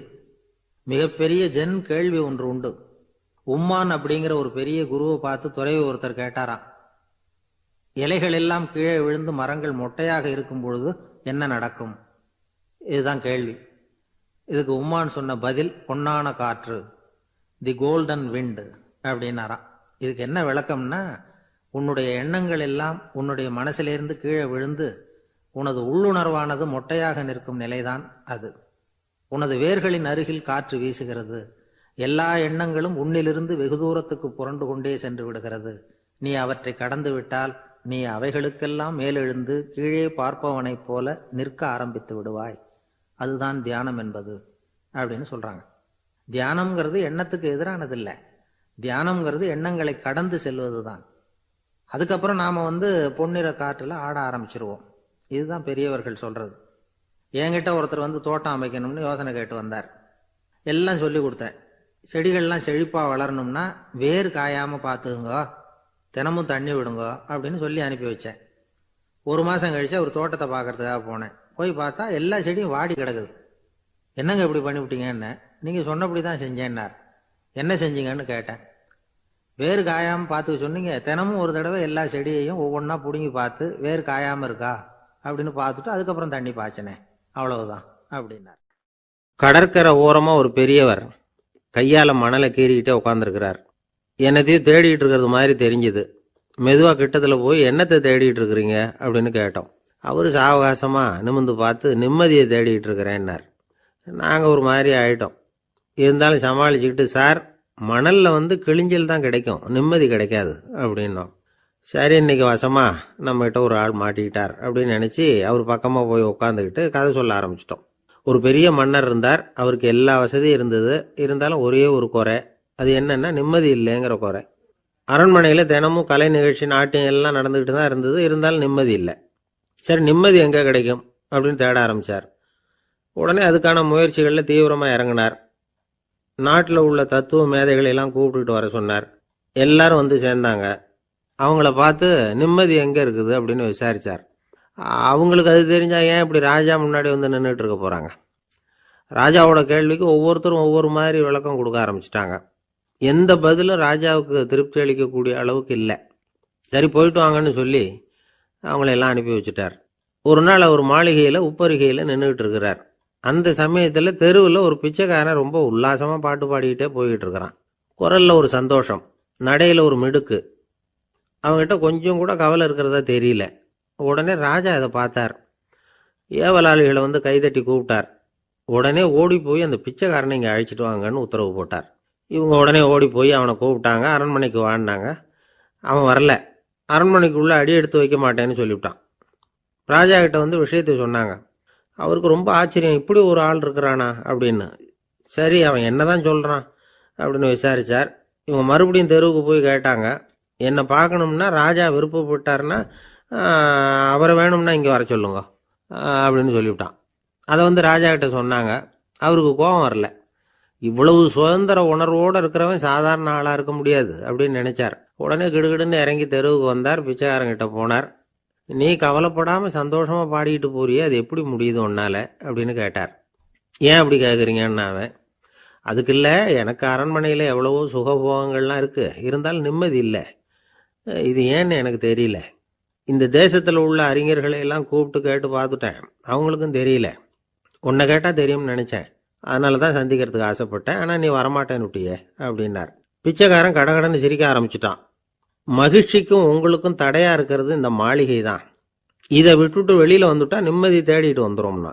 நான் அரசன், எனக்குன்னு கடமைகள் இருக்கு, அதையெல்லாம் விட்டுட்டு எப்படி வர முடியும்னார் ராஜா. ரெண்டும் ஒரே நேரத்தில் கிடைக்கணுங்கிறது முடியாத காரியம். உங்கள் சுகபோகத்துக்கு விலையாதான் உங்கள் நிம்மதியை கொடுத்துக்கிட்டு இருக்கிறீங்க. என்ன பாருங்க, என்கிட்ட எதுவும் இல்லை, அதனால எதுவும் போயிடுமோங்கிற பயமும் இல்லை, நிம்மதியாக இருக்கிறேன் அப்படின்னா அவன். ராஜா உடனே சந்தோஷப்பட்டு தன்னுடைய மேலங்கியை எடுத்து அவனுக்கு பரிசா கொடுத்தாரான். அவன் சிரிச்சுக்கிட்டே அதை வாங்க மாட்டேன்னு விட்டானான். இதை நீங்கள் எனக்கு கொடுக்கறதுனால எந்த பயனும் இல்லை, அதே நேரத்தில் அதை வாங்கிக்கிட்டேன்னா அடுத்த வினாடியிலிருந்து அதை எப்படி காப்பாற்றுறதுங்கிற கவலை எனக்கு சேர்ந்துடும், அப்புறம் தூக்கம் வராது, நிம்மதி போயிடும் அப்படின்னானா. சொல்லிவிட்டு அவன் பாட்டுக்கு சந்தோஷமாக பாடிக்கிட்டே போயிட்டான். நிம்மதி எங்கே இருக்குங்கிறதையும் ராஜா தெரிஞ்சுக்கிட்டார். அந்த இடத்துக்கு தன்னால் போக முடியாதுங்கிறதையும் அவர் புரிஞ்சுக்கிட்டார். இப்படி இந்த கதையை அந்த கடற்கரையில் மணலை கீறிக்கிட்டே உட்காந்துருந்தார அந்த பெரியவர்கிட்ட சொல்லி முடித்தோம். அவர் முகத்தில் ஒரு தெளிவு தெரிஞ்சுது. எங்களை நிமிர்ந்து பார்த்தார். ரொம்ப நன்றிங்க, இப்போ எனக்கு தெரிஞ்சு போச்சு, நிம்மதி வேணும்னா அதுக்கு என்ன பண்ணணும்னு இப்போ நல்லா புரிஞ்சுக்கிட்டேன் அப்படின்னார். என்ன புரிஞ்சுக்கிட்டீங்கன்னு கேட்டோம். இனிமே இந்த பக்கம் வந்தால் உங்கள் கண்ணில் படாத இடமா பார்த்து உட்காரணும்னு புரிஞ்சுக்கிட்டேன் அப்படின்னார்.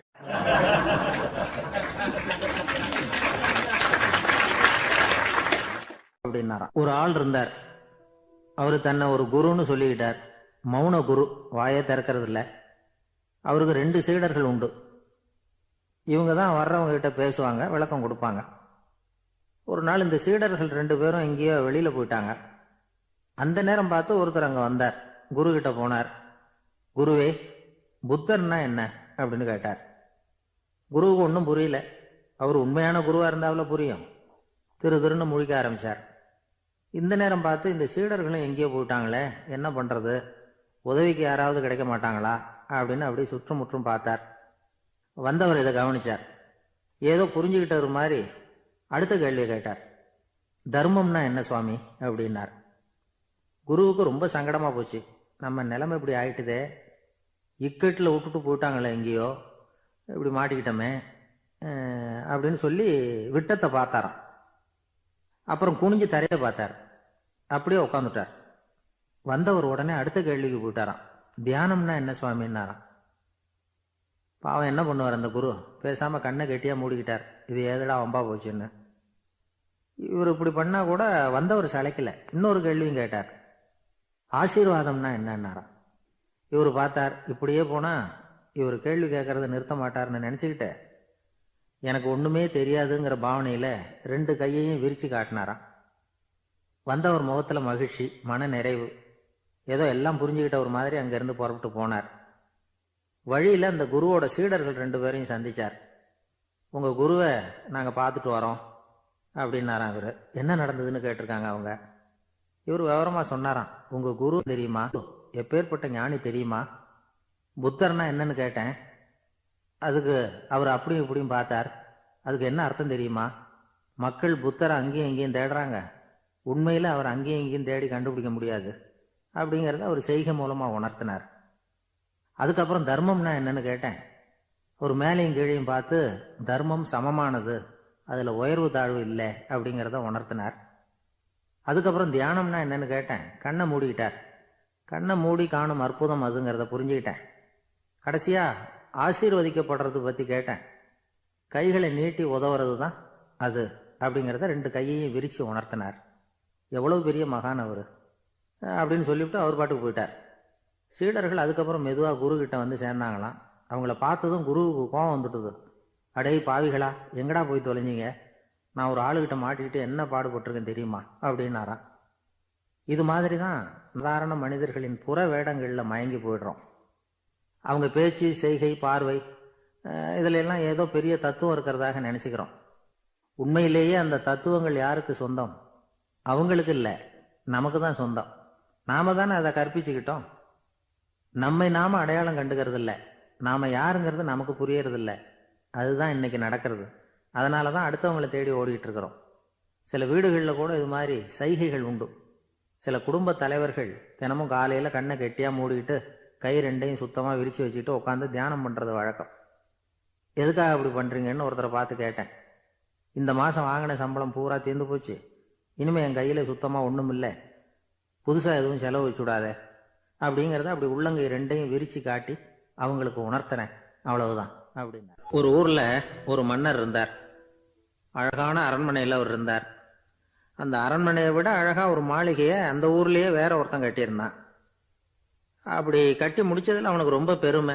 எத்தனையோ செல்வந்தர்கள்லாம் வந்து பார்த்துட்டு, இந்த மாளிகையை விலைக்கு கொடுத்துடுறியா, எவ்வளவு விலை சொன்னாலும் சரி நாங்க வாங்கிக்கிறதுக்கு தயாரா இருக்கோம் அப்படின்னு சொல்லி கேட்டு பார்த்துட்டாங்க.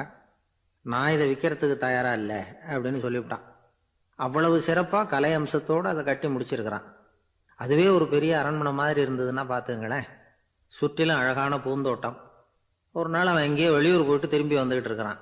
அப்போ அந்த மாளிகை தீப்பெட்டி எரிஞ்சுக்கிட்டு இருக்கு. பதறி போட்டான். விலைக்கு கேட்டவங்க யாராவது இதை செஞ்சிருக்கணும், இல்லைன்னா மன்னரே செய்த சதியோ என்னவோ, இப்படிலாம் அவனுக்கு சந்தேகம். ஒரு மூலையில் உட்காந்து அழ ஆரம்பிச்சுட்டான். அந்த சமயத்துல அவனுடைய மகன் அங்க ஓடி வந்தான். அப்பா அழாதீங்க, இதை நான் நேற்று ராத்திரியே நம்ம ஊர் மன்னருக்கு வித்துட்டேன். இதை கட்டி முடிக்க நமக்கு எவ்வளவு செலவாச்சோ அதை போல 3 மடங்கு விலைக்கு வித்துட்டேன், கவலைப்படாதீங்க, இதை விட அழகான மாளிகையை நாம புதுசா கட்டிக்கலாம்னா. இதை கேட்டதும் அழுதுகிட்டு இருந்தவன் அழுகையை நிறுத்தினான், சிரிக்க ஆரம்பிச்சுட்டான். இதே இடத்த நான் வந்து மன்னர்கிட்ட இருந்து விலைக்கு வாங்குவேன், இதை விட அழகான மாளிகையை கட்டுவேன் அப்படின்னு சுத்தி நின்ன எல்லார்கிட்டையும் சொல்லிக்கிட்டு இருந்தான். இந்த சமயத்துல அவனோட இளைய மகன் ஓடி வந்தான். அப்பா, அண்ணன் சொன்னதெல்லாம் சரிதான், மன்னர்கிட்ட விலை பேசினதெல்லாம் உண்மைதான், ஆனா வித்தது பேச்சு அளவுல தான். இனிமேதான் பத்திரம் வாங்கணும், எழுதணும், நீங்க கையெழுத்து போடணும், பதிவு பண்ணணும், மன்னர்கிட்ட பணம் வாங்கணும், அதுக்காகத்தான் உங்களை எதிர்பார்த்துக்கிட்டு இருந்தோம், அதுக்குள்ள இப்படி ஆயிட்டுதுன்னா. இப்ப சிரிச்சுக்கிட்டு இருந்தவன் சிரிப்பை நிறுத்தினான். மறுபடியும் குழந்தை மாதிரி அழ ஆரம்பிச்சுட்டான். இது ஒரு சம்பவம். இதிலிருந்து என்ன தெரியுது? அந்த அழகான மாளிகை தன்னுடையது அப்படின்னு நினைக்கும் பொழுது அவனுக்கு அழுகை வந்தது. அது தன்னுடையது இல்லை அப்படின்னு நினைக்கிற போது சிரிப்பு வந்தது. மறுபடியும் அது தன்னுடையது தான் அப்படிங்கிற உணர்வு வரும்பொழுது அழுகை. எது எதிலிருந்து நீ நீங்கி இருக்கிறாயோ அது அதிலிருந்து உனக்கு துன்பம் இல்லை அப்படிங்கிறார் திருவள்ளுவர். இந்த உடம்பு என்னுடையதில்லை அப்படிங்கிற உணர்வு வந்துட்டா அது ஒரு பெரிய நிலை. அந்த நிலை வரணும். எல்லாத்தையும் பயன்படுத்திக்கலாம், ஆனா பற்றுல விழுந்துடக்கூடாது. உலகத்தில் இருங்கள், ஆனால் உலகத்தவராக இருக்காதீர்கள். உலகிற்குள் இருங்கள், உலகம் உங்களுக்குள் வந்துவிட அனுமதிக்காதீர்கள். விலகி இருங்கள், விழித்திருங்கள், மௌனமாய் பார்த்திருங்கள் அப்படிங்கிறது சான்றோர் கருத்து. செய்ய வேண்டிய கடமையிலிருந்து விலகி இருக்கிறவர்கள் நம்ம கிட்ட நிறைய பேர் உண்டு. அப்படிப்பட்ட ஒருத்தர் டாக்டர் கிட்ட போனார். டாக்டர், நான் ஒரு கவர்மெண்ட் ஆபீஸில் வேலை பார்க்குறேன், எனக்கு ஒரே அசதியா இருக்கு, என்னை சோதிச்சு பாருங்க, ஆலோசனை சொல்லுங்க ஏதாவதுன்னார். டாக்டர் அவரை பரிசோதனை பண்ணி பார்த்துட்டு சொன்னார், இதோ பாரு, உனக்கு இப்போ தேவைப்படுறது முழு ஓய்வு. நீ எவ்வளவு சீக்கிரமா ஆபீஸுக்கு போறியோ அவ்வளவுக்கு உனக்கு நல்லது அப்படின்னாராம். நம்மள மாதிரி ஒரு ஆசாமி அவன் நம்மள மாதிரியே கற்பனை பண்ணான். அதாவது நாம தான் இந்த உலகத்தில் ரொம்பவும் கஷ்டப்படுறோம், மற்றவங்கெல்லாம் சந்தோஷமா இருக்கிறாங்க அப்படின்னு அவன் நினச்சிக்கிட்டான். அவன் ஒரு நாள் கடவுளை வேண்டிக்கிட்டானான், சுவாமி, இந்த உலகத்தில் எவ்வளவோ பேர் இருக்கிறாங்க, ஒவ்வொருத்தருக்கும் ஒவ்வொரு விதமான கஷ்டம் இருக்கலாம், ஒத்துக்கிறேன். இருந்தாலும் எனக்கு அது கொஞ்சம் அதிகமாக இருக்கிறது மாதிரி தெரியுது. அதனால் நீங்கள் எனக்காக ஒரு சின்ன உதவி செஞ்சால் போதும். அது வேற ஒன்றும் இல்லை, என்கிட்ட இருக்கிற துயரங்களை இன்னொருத்தர் யாருக்கிட்டையாவது கொடுத்துருங்க, அவர்கிட்ட இருக்கிற துயரங்களை என்கிட்ட மாற்றி கொடுத்துருங்க. ஒரு மியூச்சுவல் டிரான்ஸ்ஃபர், அவ்வளவுதான். அப்படி பண்ணிவிட்டா போதும் அப்படின்னு வேண்டிக்கிட்டானான். அன்னைக்கு ராத்திரியே அவன் ஒரு கனவு கண்டிருக்கான். வானத்திலிருந்து ஒரு குரல் கேட்டிருக்கு. அது என்ன சொல்லிச்சு தெரியுமா? ஏ ஜனங்களே, எல்லாரும் அவங்கவுங்க கஷ்டங்களை ஒரு பையில போட்டு எடுத்துக்குங்க. அப்படி எடுத்துக்கிட்டு நேராக இந்த ஊர் எல்லையில் இருக்கிற கோயிலுக்கு வந்து சேருங்க அப்படின்னு அந்த குரல். ஆஹா, கடவுள் நம்ம பிரார்த்தனைக்கு செவி சாய்ச்சுட்டார் அப்படின்னு சந்தோஷப்பட்டான் இவன். உடனே என்ன பண்ணான்? தன்கிட்ட இருந்த கஷ்டத்தையெல்லாம் ஒரு சாக்கு பையில போட்டு எடுத்துக்கிட்டான். வீட்டை விட்டு வெளியில் வந்தான். தெருவில் இறங்கி நடக்கிறான். அங்கே பார்த்தா ஏகப்பட்ட பேர் ஆளுக்கு ஒரு பையை தூக்கிக்கிட்டு கோயிலுக்கு போய்கிட்டு இருக்கிறாங்க. சில பேர் மூட்டையாக கட்டி தலையில் சுமந்துக்கிட்டு போய்கிட்டு இருக்கிறாங்க. இவன் பார்த்தான். இவனுக்கு ரொம்ப ஆச்சரியமாக இருந்தது. ஏன்னா எல்லாரும் வச்சிருக்கிற பை இவன் பையை விட பெருசாக இருந்தது. இவன் பை தான் இருக்கிறதுலேயே கொஞ்சம் சின்னதாக தெரிஞ்சுது. இப்போ அவன் மறுபடியும் சாமியை வேண்டிக்கிட்டான், கடவுளே, இப்போ உள்ள சூழ்நிலையை கவனிச்சா என்கிட்ட இருக்கிற பையே பரவாயில்லன்னு தோணுது. அதனால் வேற பை எதையும் மாற்ற வேணாம், இதுவே பரவாயில்ல, இந்த பையோட திரும்பி வீட்டுக்கு போனால் போதும்னு நினைக்கிறேன் அப்படின்னு எதோ நினைக்க ஆரம்பிச்சுட்டான் அவன். எல்லாரும் கோயிலுக்கு போய் சேர்ந்தாங்க. கோயிலில் அந்த குரல் மறுபடியும் கேட்டுது. எல்லாரும் அவங்கவுங்க பைகளை சுகத்தில் தொங்க விடுங்க, திடீர்னு விளக்குகள் அணையும், மணி அடிக்கப்படும், அதுதான் அடையாளம். அந்த சமயத்தில் இருட்டில் உங்களுக்கு வேண்டிய பையை நீங்கள் மாற்றி எடுத்துக்கலாம், தேர்ந்தெடுத்துக்கலாம். வெளிச்சம் இருக்கிறப்பவே உங்களுக்கு பிடிச்ச பைக்கு பக்கமாக பார்த்து நீங்கள் நின்றுக்கலாம் அப்படின்னு சொல்லி விவரம் சொல்லிச்சான் அந்த குரல். அப்படி சொன்னதுக்கு அப்புறம் திடீர்னு விளக்கு அணைஞ்சுது, மணி அடிச்சுது. கொஞ்ச நேரம் கழித்து மறுபடியும் விளக்குகள்லாம் எரிஞ்சுது. இப்போ பார்த்தா எல்லாரும் அவங்கவுங்க பையையே கெட்டியாக பிடிச்சிக்கிட்டு நிற்கிறாங்க. இவனும் அப்படியே நிற்கிறான். இவன் மெதுவாக பக்கத்தில் நிற்கிறவங்ககிட்ட கேட்டானா, ஏன் நீங்கள் பையை கையிலேயே வச்சுருக்கிறீங்க, செவுத்தில் மாட்டலையா அப்படின்னு கேட்டிருக்கான். இல்லைப்பா, நீ ஏன் கையிலேயே வச்சுருக்கிறியோ அதே காரணத்துக்காக தான் நாங்களும் வச்சுருக்கிறோம். நம்ம கவலைகளை பற்றி நமக்கு ஓரளவுக்காவது தெரியும், ஆனால் மற்றவங்க கவலைகள் நமக்கு பரிச்சயம் இல்லாதவை, பழக்கம் இல்லாதது. அதனால் நமக்கு தெரிஞ்ச கவலைகளை சமாளிக்கிறது சுலபம். தெரியாததை சமாளிக்கணும்னா மறுபடியும் ஆரம்பத்திலேருந்து ஆரம்பிக்கணும். அதனால் பழைய நண்பர்களோடு வாழறது தான் மேல் அப்படின்னு நானான். அதுக்கப்புறம் அவன் தன்னோட பையே போதும்னு வீட்டுக்கு திரும்பி வந்துட்டானான். இது ஒரு பெரியவர் சொல்லியிருக்கிற கதை. அதனால் நம்மகிட்ட இருக்கிற கஷ்டங்கள் தான் பெருசு, அதை இன்னொருத்தங்கிட்ட கொடுத்துட்டு மாற்றிக்கலாம் அப்படின்னு நினைக்கிறது தப்பு. இதே மாதிரி இன்னொரு சம்பவம். ஒரு ஊரில் ஒரு நாள் ராத்திரி ஆகாயத்திலிருந்து கடவுள் குரல் கேட்குது. இந்த ஊரில் இருக்கிற ஜனங்கள்லாம் கொஞ்சம் கவனிங்க, உங்களுக்கு ஒரு செய்தி. அதாவது இங்கே இருக்கிற ஜனங்கள்லேயே கொஞ்சம் கூட கவலையே இல்லாத ஆள் யாருன்னு எனக்கு தெரியணும். அதனால எல்லாரும் அவங்கவுங்க கவலைகளை ஒரு பையில போட்டு எடுத்துக்கிட்டு கோயிலுக்கு வாங்க அப்படின்னார் கடவுள். உடனே வரிசையா எல்லாரும் வர ஆரம்பிச்சாங்க. எல்லார் கையிலையும் பை இருந்தது, சின்னதும் பெருசுமா. கவலையே இல்லாத ஆள் யாருன்னு தேடினார் கடவுள். ஒரே ஒரு ஆள் மட்டும் கையில் எதுவும் இல்லாமல் வெறும் கையை வீசிக்கிட்டு ரொம்ப ஜாலியாக நடந்து வந்துக்கிட்டு இருந்தான். கடவுள் அவங்ககிட்ட போனார். ஏன்பா உனக்கு கவலையே இல்லையா அப்படின்னு கேட்டார். எனக்கும் சில கவலைகள்லாம் உண்டு அப்படின்னு அவன். எங்கே அதெல்லாம்னு கேட்டிருக்கார் கடவுள். பின்னாடி லாரியில் வந்துக்கிட்டு இருக்கு அப்படின்னு அவன்.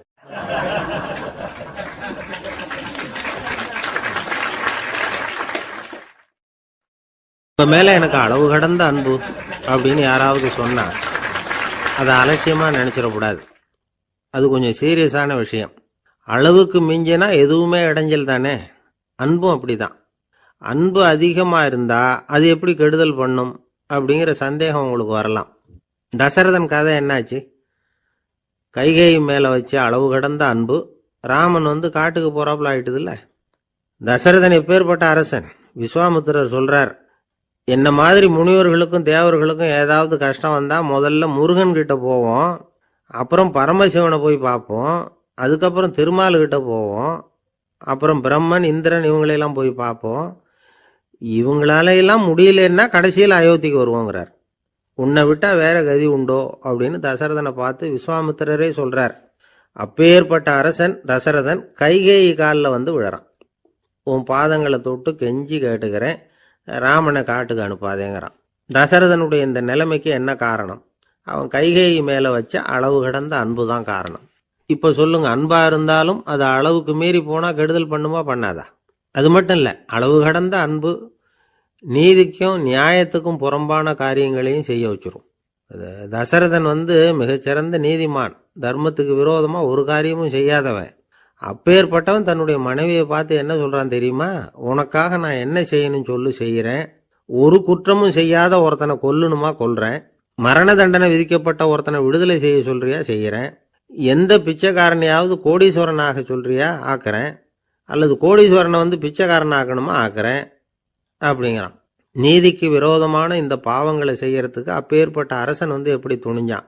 மனைவி பேரில் வச்ச அளவு கடந்த அன்பு தான் காரணம். திரிசூலம், வஜ்ராயுதம், வாள் இதுகளால் தாக்கப்பட்டா கூட அதையெல்லாம் கொஞ்சம் கூட லட்சியம் பண்ணாத ஒருத்தன் காமதேவனுடைய மலர் அம்புகள் தாக்குனா அதை அவனால் தாக்கு பிடிக்க முடியல, விழுந்துடுறான். காமதேவனுக்குள்ள மகிமையே அதுதாங்கிறார் துளசிதாசர். அதனால தான் பெரியவங்கள்லாம் என்ன சொல்கிறாங்கன்னா, எதையும் அளவுக்கு மீறி செய்யாதேங்கிறாங்க. அப்பா, அம்மா, மனைவி, மக்கள் எல்லார் பேர்லேயும் அன்பு அவசியம்தான். ஆனால் அந்த அன்பு அறிவுக்கு புறம்பாக இருக்கக்கூடாது, அளவுக்கு மீறி இருக்கக்கூடாது. அப்போ தான் வாழ்க்கை சுகமாக இருக்கும். இல்லைன்னா அவஸ்தை தான். அளவுக்கு மீறின அன்புங்கிறது புரியுது, அது சரி. அறிவுக்கு புறம்பான அன்புங்கிறது எப்படி? ஒரு தாய்க்கு ஜலதோஷம் அல்லது ஏதோ ஒரு தொற்று நோயின்னு வச்சுங்களேன். அந்த அம்மாவுக்கு தன்னுடைய குழந்தை பேரில் அளவு கடந்த அன்பு. தனக்கு நோய் இருக்கு, அது அடுத்தவங்களுக்கு தொற்றக்கூடியது அப்படின்னு தெரிஞ்சிருந்தோம் அன்பை காட்டுறதுக்காக அந்த குழந்தைக்கு முத்தம் கொடுக்குறேன்னு தூக்கி வச்சுக்கிட்டு கொஞ்சம் ஆரம்பிச்சதுன்னு வச்சுக்கோங்க, அது நல்லா இருக்குமா? இதுதான் அறிவுக்கு புறம்பான அன்புங்கிறது. அது மாதிரி விலங்குகள்கிட்ட அன்பாயிருன்னு சொல்கிறோம். அதுக்காக புலிக்கு முத்தம் கொடுக்க முடியுமா? அப்படி கொடுத்தா அது அறிவுக்கு புறம்பான அன்பு. அதனால் அன்பு கூட அறிவுபூர்வமாக இருக்கணும் அப்படிங்கிறத இன்னைக்கு தகவல் மூலமாக நாம் புரிஞ்சுக்கணும். இந்த காலத்து காதலன் தன்னுடைய காதலிகிட்ட சொன்னானாம், இதை பாரு, உன் பேரில் எனக்கு அளவு கடந்த அன்பு, உனக்காக என்ன செய்யணும் சொல்லு செய்கிறேன். நெருப்பில் நடக்கணுமா நடக்கிறேன், நீரில் குதிக்கணுமா குதிக்கிறேன், உயிரையே கொடுக்கணுமா கொடுக்குறேன் அப்படின்னா. சரி, வர்றேன் ஞாயிற்றுக்கிழமை சாயந்தரம் 6 மணிக்கு இதே இடத்துக்கு வாங்க அப்படின்னு அந்த பொண்ணு. இவன் கொஞ்சம் யோசனை பண்ணி பார்த்துட்டு, அன்னைக்கு மழை பெய்யாமல் இருந்தால் வந்துடுறேன் அப்படின்னானா. ஒரு ஆள் வேகமாக நடந்து போய்கிட்டு இருந்தான். அவன் வேகமாக நடக்கிறதுக்கு காரணம் வெயில் காலம், காலில் செருப்பு இல்லை, மணல் பாதை, அதுதான் வேகம். காலில் செருப்பும் இல்லாமல் கையில் குடையும் இல்லாமல் அந்த ஆள் வெயிலில் நடந்து போய்கிட்டு இருக்கிறான். அந்த சமயத்தில் இன்னொருத்தன் குதிரை மேலே ஏறி அந்த வழியாக வந்துக்கிட்டு இருக்கிறான். அவன் காலில் செருப்பும் இருந்தது, கையில் குடையும் இருந்தது. நடந்து போய்கிட்டு இருந்தவன் அந்த குதிரை ஆசாமியை பார்த்து கேட்டான், ஐயா, நீங்களும் குதிரை மேலே உட்காந்துக்கிட்டு போய்கிட்டு இருக்கிறீங்க, அப்படி இருக்கிறப்போ உங்களுக்கு அந்த செருப்பு என்னத்துக்கு? அதை எனக்கு கொடுத்து உதவலாமே அப்படின்னா. குதிரை மேலே உட்காந்துருந்தவன் யோசனை பண்ணி பார்த்தான், இவன் சொல்கிறது நியாயம்தானே அப்படின்னு சொல்லி தன்னுடைய செருப்பை கழட்டி அந்த வழிப்போக்கனுக்கு கொடுத்துட்டான். ரொம்ப நல்லதுங்க அப்படின்னு சொல்லி இவன் அதை வாங்கி காலில் மாட்டிக்கிட்டான். அதுக்கப்புறம் மறுபடியும் இவன் ஆரம்பிச்சான், ஐயா நீங்கள் குதிரையில் போகிறதுனால போக வேண்டிய இடத்துக்கு வேகமாக போய் சேர்ந்துருவீங்க. அதனால் உங்கள் கையில் அந்த குடை என்னத்துக்கு? நான் நடந்து போயிட்டு இருக்கிறவன், ரொம்ப நேரம் நடக்க வேண்டியிருக்கும் இந்த வெயிலில். அதனால் அந்த குடையையும் எனக்கு கொடுங்களேன் அப்படின்னா. குதிரை வீரன் யோசனை பண்ணி பார்த்தான், இதுவும் நியாயம்தானே அப்படின்னு அவனுக்கு தோணுச்சு. உடனே இறக்கப்பட்டு தன் காலில் இருந்த செருப்பை கொடுத்தது மாதிரியே தன் கையில் இருந்த கொடையையும் இவங்கிட்ட கொடுத்துட்டான். அதுக்கப்புறம் அவன் நிம்மதியாக புறப்பட்டான். இப்போ மறுபடியும் கை தட்டி அவனை நிறுத்தினான். கீழே நின்றுக்கிட்டு இருந்தவன், என்னப்பா ஏன் என்ன நிறுத்தினேன், இன்னும் ஏதாவது வேணுமா உனக்கு அப்படின்னா குதிரையில் இருந்தவன். இவன் மெதுவாக வாயை திறந்து அந்த குதிரையையும் என்கிட்ட கொடுத்துருங்களேன்னா. அந்த குதிரை வீரன் இப்போ ஒரு கணம் யோசனை பண்ணி பார்த்தான். உடனே என்ன பண்ணான் தெரியுமா? தன்கிட்ட இருந்த குதிரை சவுக்கை எடுத்தான். குதிரை சவுக்கால அந்த ஆளை வாங்குன்னு வீசி தள்ளிவிட்டான். இவ்வளவு சவுக்கடியும் வாங்கிக்கிட்டு இந்த ஆள் என்ன பண்ணான் தெரியுமா? சிரிக்கிறான். அடி வாங்கிட்டு யாராவது சிரிப்பாங்களா? குதிரை வீரனுக்கு ஒன்றும் புரியல. என்னப்பா அது, ஏன் இப்படி அடி வாங்கிட்டு இப்படி சிரிக்கிறியே அப்படின்னு கேட்டான். இப்போ அந்த வழிப்போக்கன் சொல்கிறான், ஐயா நான் இப்படி சிரிக்கிறதுக்கு காரணம் இருக்கு. இப்படி குதிரை கேட்டு உங்ககிட்ட அடி வாங்கலைன்னு வச்சுக்கோங்க, என் உயிர் உள்ள வரைக்கும் மனசில் ஒரு தவிப்பு இருந்துக்கிட்டே இருக்கும். செருப்பையும் கொடையையும் கேட்ட உடனே கொடுத்தவன் குதிரையையும் கேட்டிருந்தா கொடுத்துருப்பானோ அப்படிங்கிற பேராசையில் ஏங்கிக்கிட்டே இருந்திருப்பேன். இப்போ உங்ககிட்ட அடி வாங்கின பிறகு என்னுடைய அந்த சந்தேகம் தீர்ந்து போச்சு. என்னுடைய ஆசைக்கு எல்லை எது அப்படிங்கிறத எனக்கு புரிஞ்சுட்டுது அப்படின்னு சொல்லிவிட்டு அவன் நடக்க ஆரம்பிச்சிட்டானான்.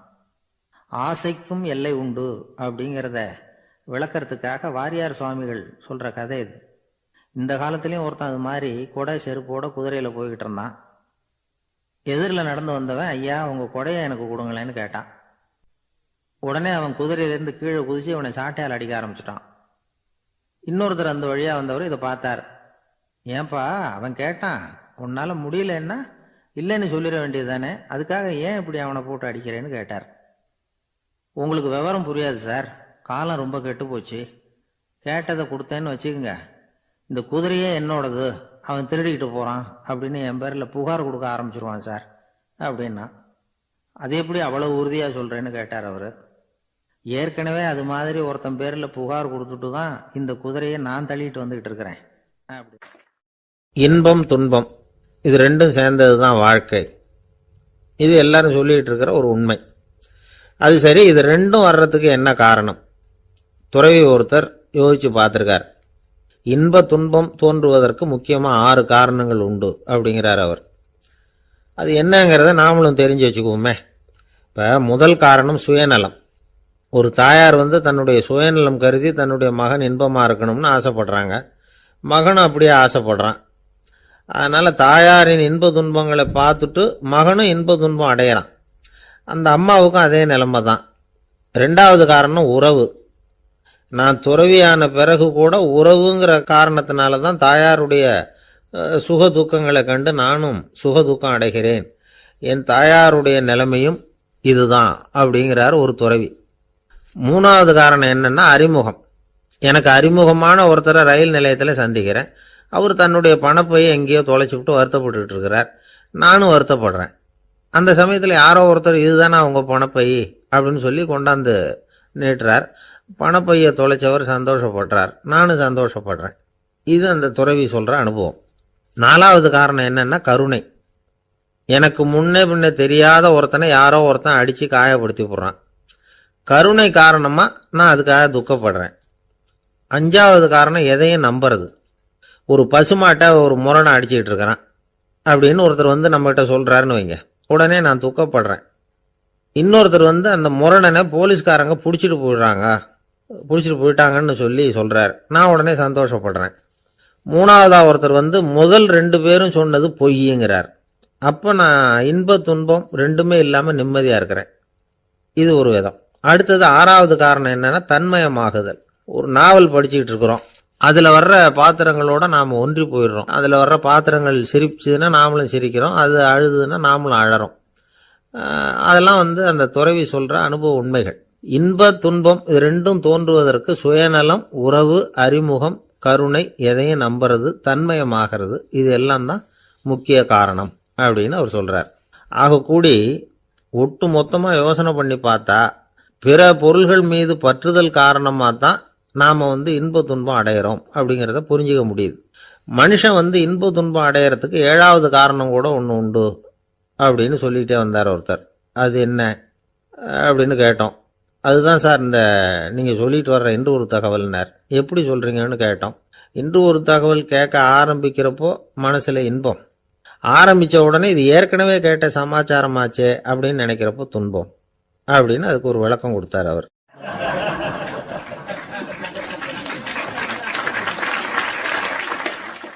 ஒரு காட்டுல ஒரு முனிவர் இருந்தார். ஒரு நாள் அவரை தேடிட்டு 4 பேர் வந்தாங்க. சுவாமி, எங்களுக்கு ரொம்ப நாளா ஒரு சந்தேகம்னாங்க. என்னன்னு கேட்டார். இந்த உலகத்துல எவ்வளவோ காரியங்கள் நடக்குது, எது நியாயம் எது அநியாயம் அப்படின்னு புரிஞ்சுக்க முடியலன்னாங்க. அது யாராலையும் புரிஞ்சுக்க முடியாதுன்னார் முனிவர்.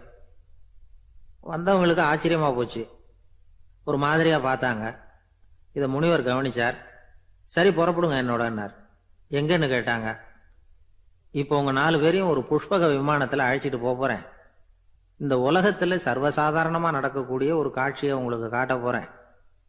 நீங்க பார்க்க போற அந்த காட்சி நியாயமா அநியாயமா அப்படிங்கிறத என்கிட்ட சொல்லணும். நீங்க சரியான பதில் சொன்னா புஷ்பக விமானத்துல தொடர்ந்து பிரயாணம் பண்ணலாம். தவறான பதில் சொன்னா இந்த புஷ்பக விமானம் உங்களை கீழே தள்ளி விட்டுரும் அப்படின்னார். 4 பேருக்கும் பயம்தான். இருந்தாலும் முனிவர் கூப்பிடுறாரு அப்படின்னு சொல்லி புறப்பட்டாங்க. அவங்க எல்லாரும் புறப்பட்டு ஒரு காட்டு வழியா போய்கிட்டு இருக்கிறாங்க புஷ்பக விமானத்துல. அங்க நடக்கிற ஒரு காட்சியை காட்டுறார் முனிவர். அதோ அங்க பாருங்கன்னார். அந்த விமானத்துல இருந்தபடியே எல்லாரும் கீழே குனிஞ்சு பாக்குறாங்க. அங்க ஒரு தாய் புலி அப்பதான் குட்டி போட்டிருக்கு. குட்டிகளை ஈன்ற உடனே பசிக்கு இறை தேடி அந்த பக்கமா வருது. அதே நேரம் ஒரு தாய் மான், அதுவும் அப்பதான் குட்டி போட்டிருக்கு. அதுவும் இதே மாதிரி குட்டிகளை ஈன்ற உடனே பசிக்கு இறை தேடி அந்த பக்கமா வருது. இப்ப அந்த புலி அந்த மானை அடிச்சு போட்டுடுது. அதுவும் சாப்பிடுது, குட்டிகளுக்கும் கொடுக்குது.